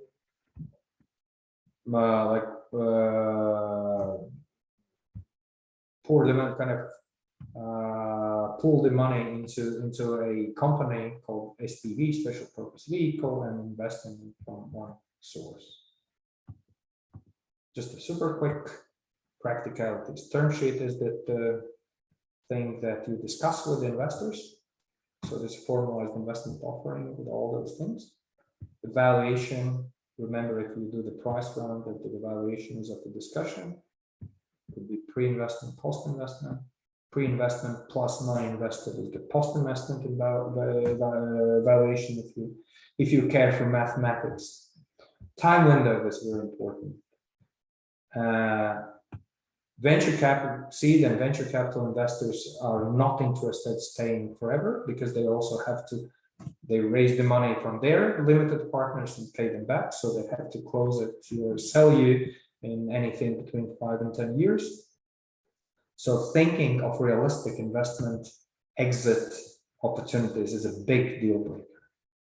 If you are in the industry where the M&A, emergent acquisition activity is steadily high, there is 10 times better chance for you to get a proper investment opposed to some industries where no one buys nobody in years. Okay, so tag-alongs and drag-alongs, this is the idea that investors are both required and also can request you to either sell along and exit, because it's a protection thing. Always honor this and give it. And there's also a discussion of the smart money. So on the table, meaning that what those investors compared, maybe if you have compared offerings, can do it more on top of just giving money. I mean, can they render any advice or open doors or anything else? This is called smartness of investment. If you can, try thinking of smarter investments. However, as one of my good friends from Finland, the seasoned venture capitalist, always cynically says, dumb money is so better than no money. And I would tend to agree. Okay. Now, the last part, which is like in no time. I know, 4 minutes, Pulse is smiling. Okay, few words on a team. This is a very dear to my heart and very, I kind of bought it super expensively myself. So probably one of one of my startups just pretty much ended up in co-founder litigation with a company for 9 years. So I know what I'm talking about. So let's quickly run through this one. Last question from me for today. In your own words, what do you think? What makes a great team? What are the secret or not that secret ingredients of a great team? A group of people with complementary skills that covers the full spectrum of what's needed. Beautiful. Complementary skills were heard it. With a good communication. Okay, beautiful. Driven for the same goals. So the values and goals matter, not only the skills. Perfect. Diverse. Yep. Passionate. What David said. Okay, getting it. This is about competencies and the values. We nailed it. Perfect. Like holistically, a team, the great team is a team that is able to execute efficiently, sustainably, and evolvingly. That's a definition I love, because efficiency is important, but you have to carry on. It's not for a campaign, it's a marathon rather than a sprint. And then, but you also have to be able to adapt because world changes. Yeah. And the one thing again, should startups for the matter or companies, do they need to be founded? I'm not talking about the team and employees. Do they need to be founded by one or several? Yelena already answered one. Okay, that's an interesting opinion. You can raise. I'm not expecting all the answers and speaking up, but you can raise the hand who disagrees with Yelena. So who thinks multiple founders is safer, better? 2. Agata is very specific. Not 1, not 3, but 2. Okay. Egi agrees. Hopefully. 2, 3. To avoid conflicts. Okay, that's a good point. Only 1. Period. 1. Good. Oh, that's always a very lively debate. So I left it for the dessert with you. 1 will have more shares. Absolutely. That's a nice way to think about it. Okay. I will bring you the following perspective on the thing, super quickly. Again, ta-da! Look at my ruler. And here's my evidence, kind of my observations, evidence myself with others. The closer you are to the left-hand side, the more logical it would be to start alone. Why? Because most of linear businesses are built around one or a few competencies, which is possible to possess for a person. And secondly, even if you need additional competencies to the team, you can buy them on a market because you're cash positive, right? Okay. But the further you are in the startup world, the less likely you will pull it off alone. Why? Exactly because of the same reason.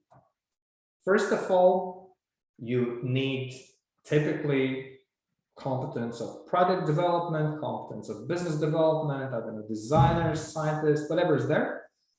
And most likely those competencies are not residing in one head. That's very rare example. And secondly, and most importantly, you need them cheap.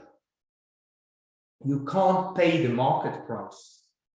Even if you have fundraised, you will be greedy paying out that for someone whom you might agree. So you're limiting your fixed cost by having people in.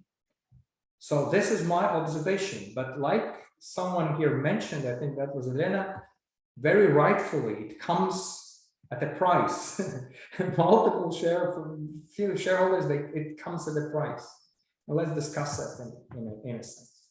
So if you consider doing something sufficiently scalable, sufficiently ambitious, most likely you won't go away with doing it yourself. Again, be my guest. I'm not saying you can't, but this is, I haven't seen much of those situations happening.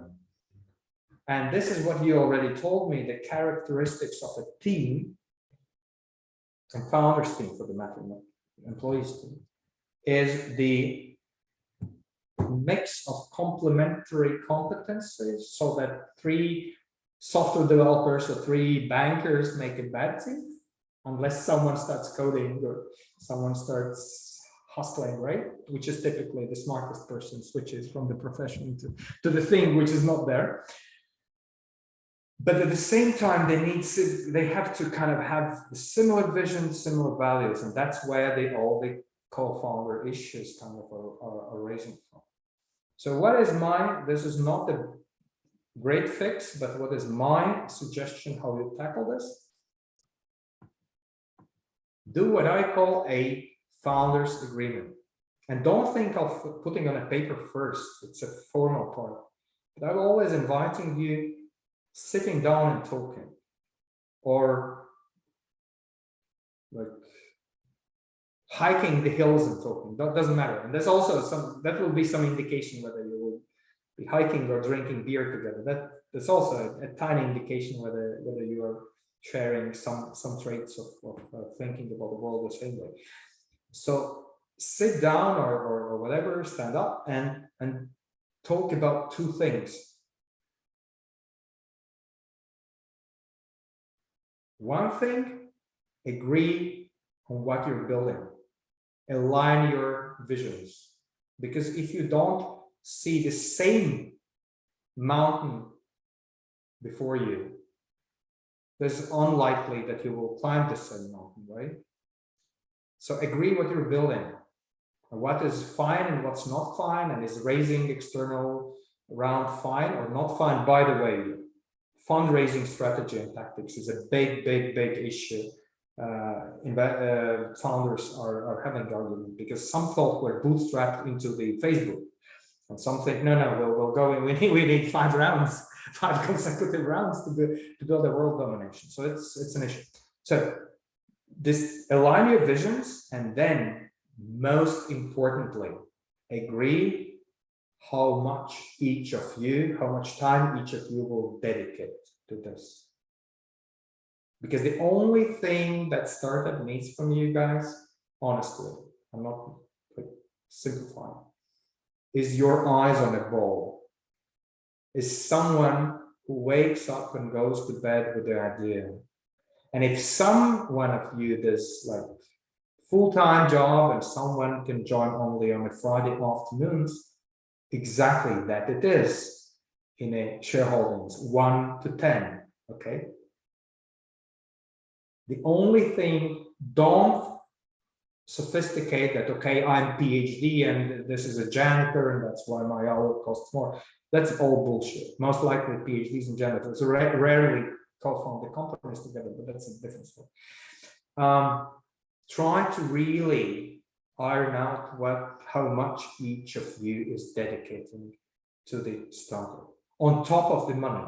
So the two things in my world which justify the shareholder, the shares in any company or a young company. One is investment, so money on a table, which is not a loan but an equity. Remember that, into the which floats and sinks with it. And it could be external party, it could be both co-founders, it could be only one.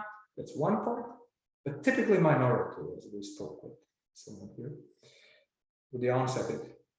And the other thing what qualifies for the shares is this your attention to the thing, your eyes on the ball, because that's the only thing the startup needs. The first critical 1, 2, 3, 4, about 4 years.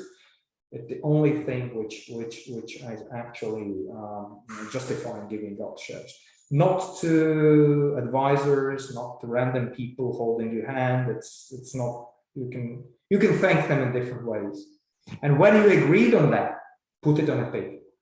Depending on jurisdiction, Anglo-Saxon, continental law, it will be better or worse, for litigating. But it's not about litigating, because if you already assume that you will go to court with your co-founders, maybe don't co-found in the first place. But it's about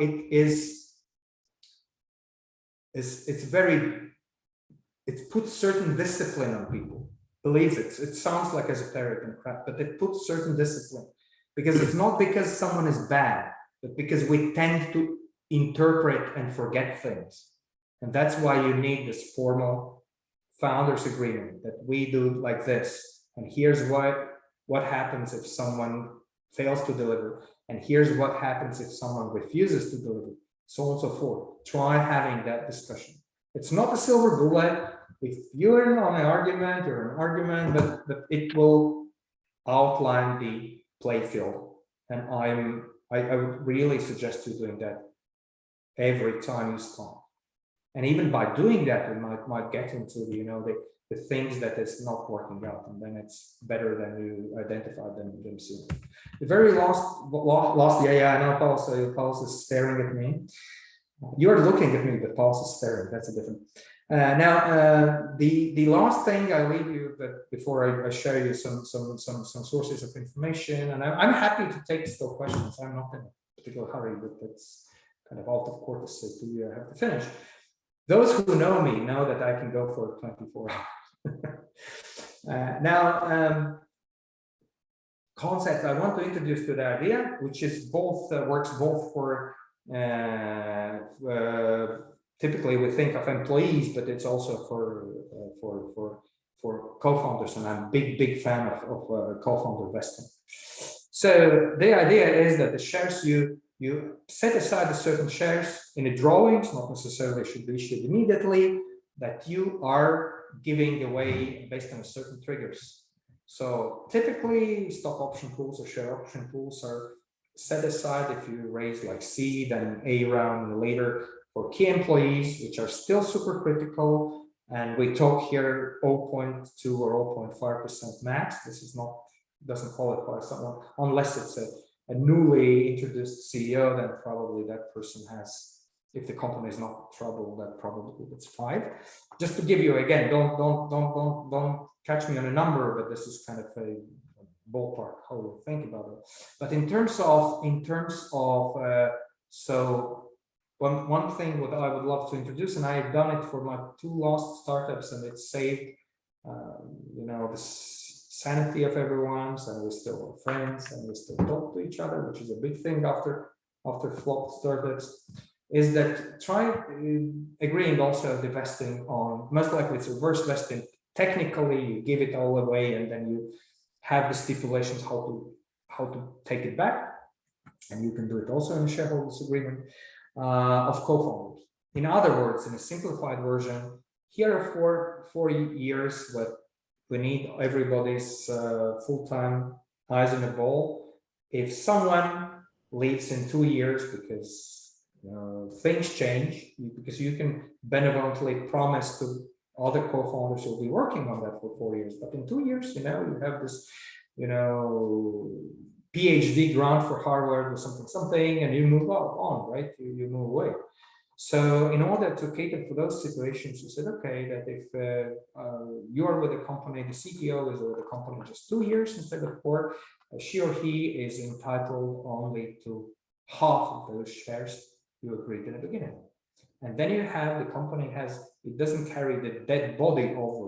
It has the other part of the shares to maybe incentivize the next CTO stepping in those shoes. Again, it's not silver bullet. It requires kind of a collaborative attitudes of all the founders, but it is something, and I'm super happy with my experience to have done that and ironed it out in the beginning, so we don't have much of ad hoc discussion.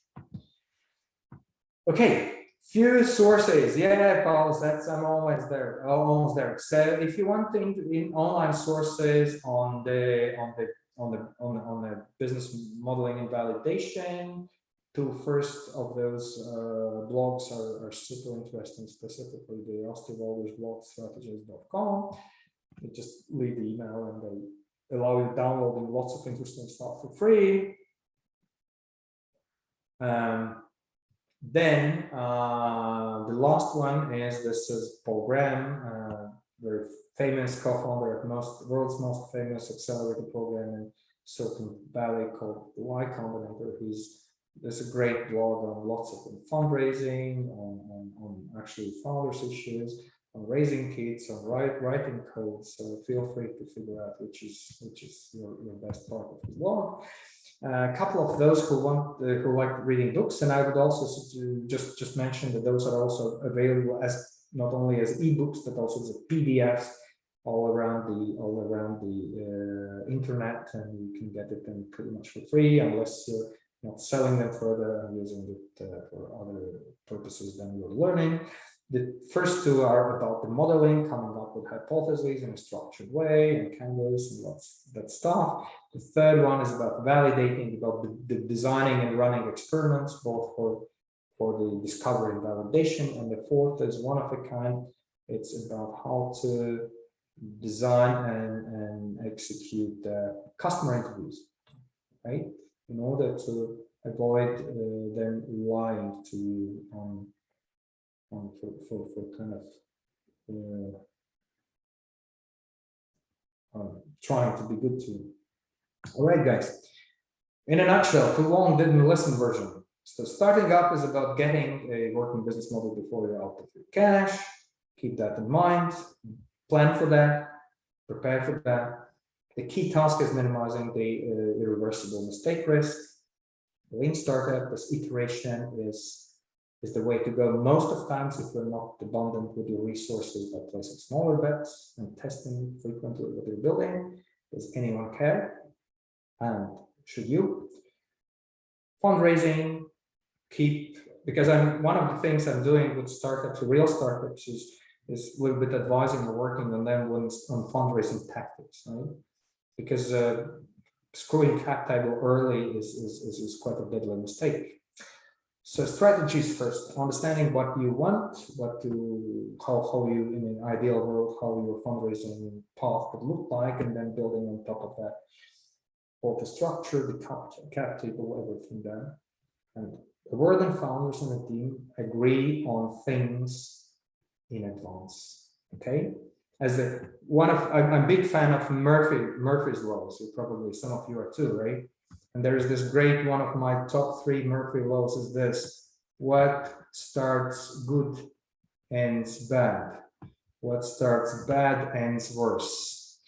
So try ironing out things early on. It won't get better if the brown substance will hit the fan. And doing ad hoc things is fixing things is a bit more difficult than trying to avoid to break them. All right, sorry, Paul, sorry, and thank you for being so patient with me. I'm still open for questions. It's not a rhetoric one. Thank you so much. You can reach me out here. You can ping me if you think I can be helpful. Don't promise answering in 15 minutes because I'm not in a customer support department, but I'll try answering if I can, and if not, pointing to someone who can. Thank you so much. Liga has a question. If I may, before the questions part, I just quickly wanted to, so that if there are people that have no questions and don't want to go have their evening, then quickly I just wanted to remind you that yes, until next week you have the time to form your team with which you will work together throughout this program. And in order to do that, well, use the team formation channel on Slack, and once you form a team, create your own Slack channel, which has to be a public channel, then send a private message to me on Slack with the name of your team, the description of your ID, and who are the participants that are in your team, so that I can take note of that. And the deadline for that is 5th of September, and more precisely 20 minutes to 6, basically 20 minutes before the next session, you have to form your teams. In case on next Monday, I see that there's a lot of you who still aren't in any teams, but you're on Slack, that means you're kind of actively participating. Apart from some people that already warned me that they wouldn't be actively participating, I will sort of mix you and put you together in random teams, and then, well, you're gonna have to work that way. If you have any questions to me, the organizer of this program, please use the Ask Organizers channel on Slack. And of course, as it has been recently with, I think, most of the participants, if you have any troubles with signing into the Slack workspace, just email me and I will send you a separate invitation, and that way you will be able to join. So those are the important things I wanted to mention. The outro I will give later on, but now back to the Q&A part. Miesters? Before actually Liga starts, there is an unanswered question from Yellow, which I haven't covered. At which point, I guess I did, Yellow, right? At which point do we need to create a founders agreement? As soon as we start collaborating, I would say. There's no correlation with the product developed. The product developed could be 5 years, depending. If you build a Mars rocket, it's about 8 years from now. So it's way too late. Yeah, Liga, welcome. Yeah, hi everybody. Thank you for the lecture. One of the most important aspects about team, the second one after the complementary skills, was the shared values. So my question to you is, maybe you can share some methods or even specific questions or games that we could use to understand the real values. And maybe the question is maybe more like complicated in a sense, to actually find the values of the person, to maybe get over the first, so to say, right answers to be said, or at least quickly go over them. And even if the person doesn't really know what are the values, maybe if there are like new people in a sense of age, or maybe transforming to entrepreneurship, for them, maybe they haven't even understand their real deep values. Yeah. So maybe you have, because we are at the stage of forming. That's a tough, but Liga always has tough questions as far as I know you. That's a super tough one, and then again, there's no silver bullet. But I want to a little bit elaborate on a few angles that you mentioned. So first, I think you have to, if you're, that is one of the reasons why sometimes we feel comfortable, starting up together with friends, right? because we kind of know, at least we believe we know their values. And then there is, of course, this the issue that maybe we know their social side of them, but not the professional side of them, not the actual values, etc. So it's also not a very clear answer. The politically incorrect answer is really drink with them, because drinking removes like the very thin film of civilization, and the people just are what they are. But it's not, again, helps not necessarily everybody, and it's this is more of an anecdotal sort of suggestion. I would say this is there is a comment. What if both founders don't drink? That's bad. Maybe. That's a bad No, then they share the same values already. Yeah, exactly, David was correct. This is already one thing they have in common. So yes, not that bad. Because I'm a teetotaler myself. So. Yeah, exactly. So it's not a bad idea. This is not a bad idea how to check it. But this is exactly why discussing the vision is important, right? Again, the values surface only if things go wrong or terribly well, right? Then you start having in an average day at the office, you don't see it. So that's why you try to really kind of simulate something that is thought-provoking, like discussing not the strategy, maybe not yet, but the vision. Another way, I am not sure if it will help you. That's why you're actually having the discussion. Another way how I might try to answer your question is this. Think of the culture you want to build, and a culture of the company. The interesting idea, maybe someone will talk about it later, but the interesting idea is this, that if you're a startup, then culture is kind of doesn't matter, because you lead by example.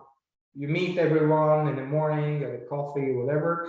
But once you get over a certain size, I don't know, teams of 20 or something, then or work on a different offices, different continents. I used to run a company on like 6 locations, just 12 people that's scattered around the world. And that was a nightmare, because we didn't instill the culture, and that was one of the reasons it failed. But the idea is this, that you think of the culture, and culture again, I'm a big admirer of talking about the culture, not big fan of that. This is culture to me, organizational culture are collective behavioral habits. Okay, nothing more than that. It's just how the people act by the muscle memory. And this is the I twist the answer around, but I hope you see where I'm going. This is kind of a task. This is a mission. This is a requirement of founders to build a culture. And if that other founder or founders are, acting differently, and that is something you already see very early on, then it's most likely that will be a issue in building a coherent culture. Yes, by that said, there is always, one co-founder who is typically leading the way, right? It's not necessarily the business developer, by the way, but often that's the case. So there might be the situations where the other co-founders also adopt a kind of a dominant culture. And in a way, it might not be good for company as such, but it's better for keeping the team together if there's no cultural conflicts. So probably again in retrospect, I know I didn't answer it so well, but in retrospect, when I look into this case where I was saying that we as a company kept litigating with one of the co-founders for 9 years, it was very obvious from the beginning that that person is behaving differently. We just valued his in that case his competence so high, we thought, the other founders, we thought we will get away with that. But we didn't. It's a bad apple thing. We didn't. No matter how competent, how brilliant of a techie he was in that particular case, it was just ruining everything. And of course, in a retrospect, if we would sit down and discuss, all what we saw in front of us, the vision, and look at carefully at his behavior, even initially outside of the scope of building a company. There were so many red flags that only the blind person, would not see it. But we decided deliberately to be blind because we were hoping we will manage, but we never did. I'm not sure. So I think the culture thing, the behavioral habits is one thing. The vision is the other thing. But there's and sitting down and discussing it all together is an expectation alignment, if you wish, right? As a result of all that. Sorry, I was very vague with my answer. No, it was really great. Like in a sense of discussing the culture, how would we operate together seems great. Because the first thing that comes into my mind is if we kind of at the beginning in my past, if the other person said that his first kind of communication between us should be respectable and very honest. For me, this word honest really sparks. So in that sense, if I would analyze it very, very deeply, I would understand that is the sense of value of mine. Yeah, I think it's a culture and the value thing, exactly. Misha's question goes next. If my startup wants to move to UK and Germany after Latvian market, any suggestions where we can find help and mentorship?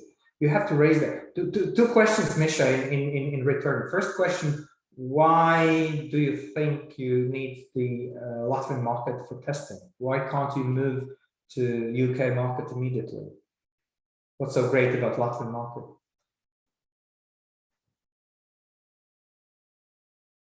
That's a real question. Yeah, because we have like a running startup right now. It's just a team of me and my one colleague from here, also from this program, and it's like a video marketplace where all the listings and offerings are in video format, so you can better understand the house or an apartment because you can tour virtually from any place. And it's great because you don't have to go to, for example, in Latvian context, from LIAA to Riga to see, and the pictures don't justify the listing. And for sports and musical events, it's the same thing. You can get the feeling with video better. And we started here. I don't know, I thought it was more easier for starting here to validate our idea, and the idea is validated because a lot of real estate agents and firms already are signing up, and so our goal is to test here. We understood the things like you previously said about the product, that we thought one thing, and after communicating and getting our idea out there, we understood that it's just in our own thoughts, and it wasn't practical, and wouldn't make any money for the company. So yeah, we have started. So our next step, we are trying to understand how to get to the bigger market, and I understand that Estonia, Lithuania is good, but it's like 4 million. We have the same struggles in UK or Germany. Not good. It's a separate market and all the struggle. Okay, have you raised external funding, or are you currently prepared? Right now, I'm financing all the project I financed till this point from my own resources, and I'm still the 100% owner. And the teams was like external IT firm, and right now it's one of my friend's brother who makes little twists to the project because it's not that hard right now. Okay. The quick idea, the quick answer is this: if you currently already think for moving to the bigger market, try raising there. That is the answer. Raising here or more globally? There, if you want, if for example you strategically think for whatever reason that UK is your market to launch properly, right after testing, try raising your round in the UK. And sorry, any suggestions? Maybe already you have some suggestions and experience where should I maybe find better? How I say? Better maybe website or some link. There is UK has a very booming but very interesting, very peculiar early stage investment scene. They have these tax incentives for angels, for example. A thing which is not that common around the world. They incentivize, you know, if someone gives invests early stage, but as a priced round, but not the convertible, they can have, you know, some like half of the money back in form of like personal tax deductions, something. Check it out. There is this ACE and SEIS. SEIS stands for SEIS. This is this early stage tax scheme in the UK. But check it yourself. Try to talk to Baltic startups who have raised in the UK. Yes, exactly. Thank you, Paul. That's exactly how it's spelled. Try to talk to people. I think the most, again, for any raising, angel raising, fundraising, like from legal, bodies like funds or seed funds, always try to get warm intros. Try to get someone, figure out from their portfolio companies who can introduce you to the partners, to the decision makers. You can try out also the cold emailing and cold calling. It sometimes has benefits. It's actually, there is sometimes the less of, you know, politeness in the discussion opposed to warm intros. But most of the times, of course, knowing partners and knowing someone and developing, you know, someone as an internal champion helps. Don't put all the eggs in one basket. Try also raising parallel. So the trick is here. Actually, I didn't mention that, but that's kind of an important thing. Thank you for coming up with the question.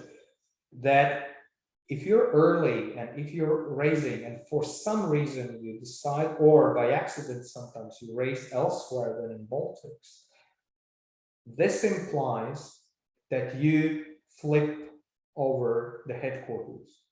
So the company is incorporated in the end of the day where its first external investors are.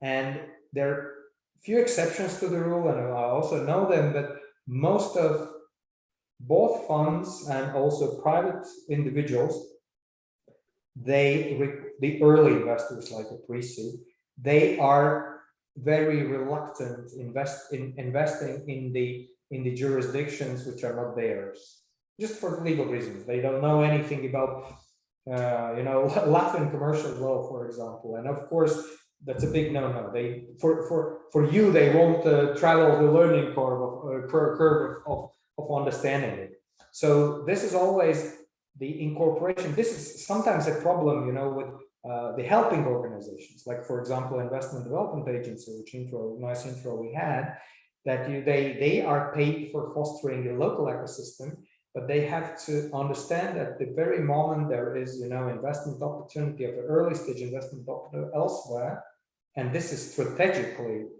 justified, the company will flip and will most probably have a development subsidiary here, right? Because still, you know, in this part of the world, the developers' costs are cheaper than the UK, and it's very good, and everyone understands it. And no sane investor will require you to move all the dev force there, because why to pay twice as much?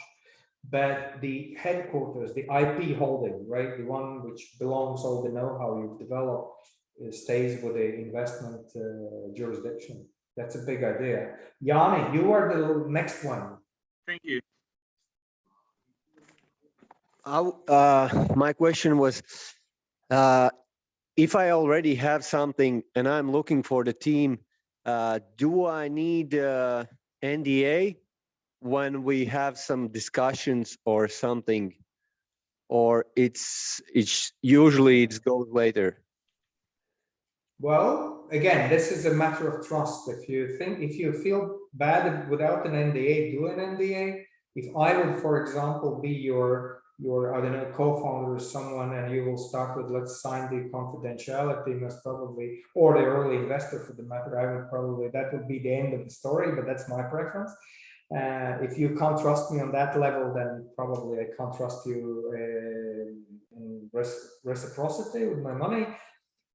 If those are employees, for example, if that's not, you know, some founders material, or maybe they're vested into the junior founders later, there is a beautiful thing. If you pay to them, and this goes actually not only for your employees, but also for subcontracted vendors, for example.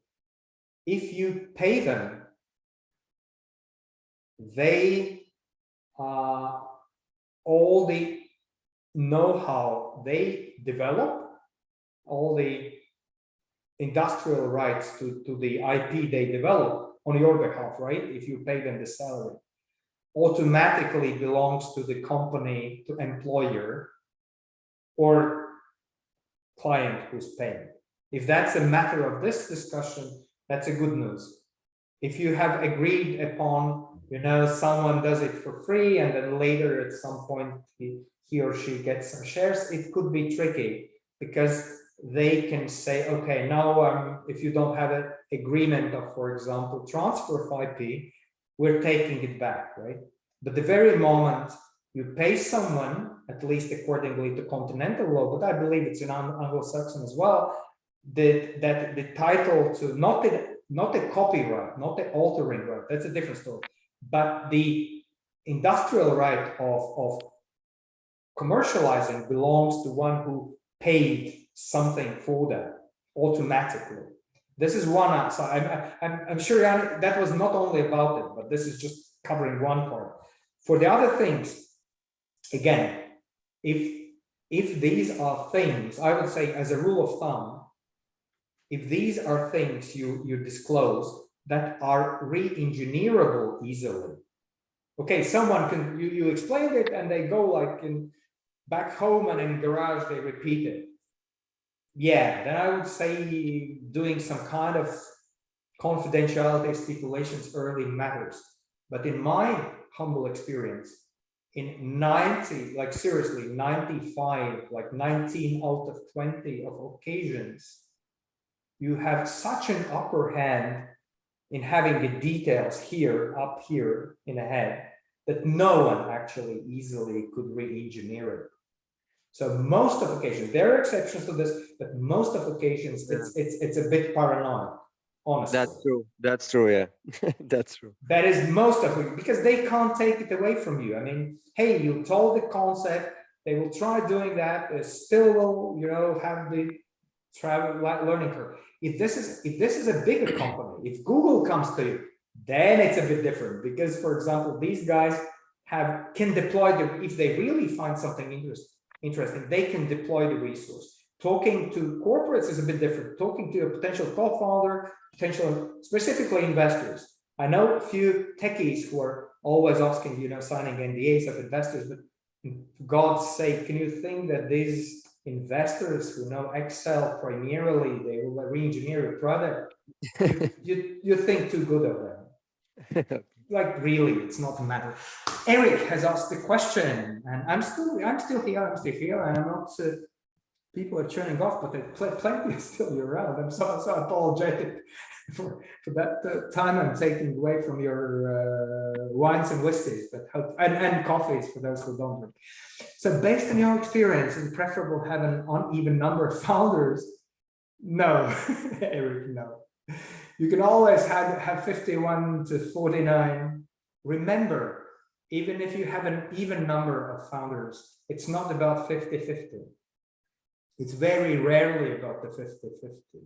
This is also could be settled that it's 50-50, but you have in a founders agreement that someone is a CEO and the CEO has the final word on the operation matters. Even 50-50 is not that dangerous, but most of people think 50-50 will end it in a deadlock. Not exactly. For example, for those of you from Latvia, I want to incorporate here, which I can talk about, the more dangerous threshold is 1/3. So because if you have 1/3 plus 1 vote, you can veto things. Okay, but this is only very Latvian specific. It's not for all countries. You can actually, like if you're a bad apple, for example, and even not the CEO, even don't have a 50, you can still let it go down the drain. For example, you're vetoing a new share issue and the entire company can't raise the money. Everyone wants, but someone with like 33 plus 1 share says, screw you, not for me, not for you guys. And then you do it, yeah? So 50-50 is kind of a urban legend. You can work around it, but you have again to stipulate, to set it in written how you deal if the shareholders meeting has 50-50, then someone has to have the golden share, right? So it's not that uneven thing that much better. Necessarily, it could. You don't have to shop for the third founder on the street with that one vote to settle disputes. That would be even more silly. You can develop it, but again, agree on how it's going to work. Anything else, or we can call it a day, afternoon. Right. It's getting dark, so I say night. But yeah, it is. If there is, I'd say we take one final question. If there is a question. Yeah. I see that Jan still has his hand raised, but I guess it's just he hasn't lowered it. Yeah. I'm gonna lower that one. Good. All right, guys. Once again, if no questions, thank you for being patient with me. Apologies for getting over significantly over the day a little bit, but I've been biting my tongues. But I hope it was like I'm always. Let me do my final line as I'm always doing. So I hope it was useful. If not, at least it was interesting. If not, at least we occasionally had some fun. So thank you so much. Have a great rest of the day or evening or whatever is at your place, and cheers. I would also like to give a huge thanks to you, Viestos, for being here today and for even going over time, but still, but by you going over time, that meant that you shared even more valuable knowledge with the participants we had here. I mean, somebody's who's going to be watching the recording and thinking that, oh, it's going to be 1.5 hours. Well, they're going to be in for a treat, but sorry to them. Still more valuable knowledge in the time we had this evening. So really, thank you so much for being here with us this evening. And of course, I'd also like to thank every one of you participants there who were here tonight in this live session. Of course, thanks to everyone who's going to be watching the recording as well later on. And once more, the reminder, you have until the next Monday, 20 minutes prior to the next session to create a team and to submit it. And submitting it, you have to do it on Slack and just write to me the name of your team, the description of your idea, and who are the participants that are in this team. And today this lecture was an overview of what a startup is and the kind of kinks and things of it, what it consists of. And during the next lectures, we are gonna delve deeper into several topics. And what I can tell you already about next week is that next week we are gonna go a bit more deeper about problem solution and about product market fit, about going from prototype to MVP.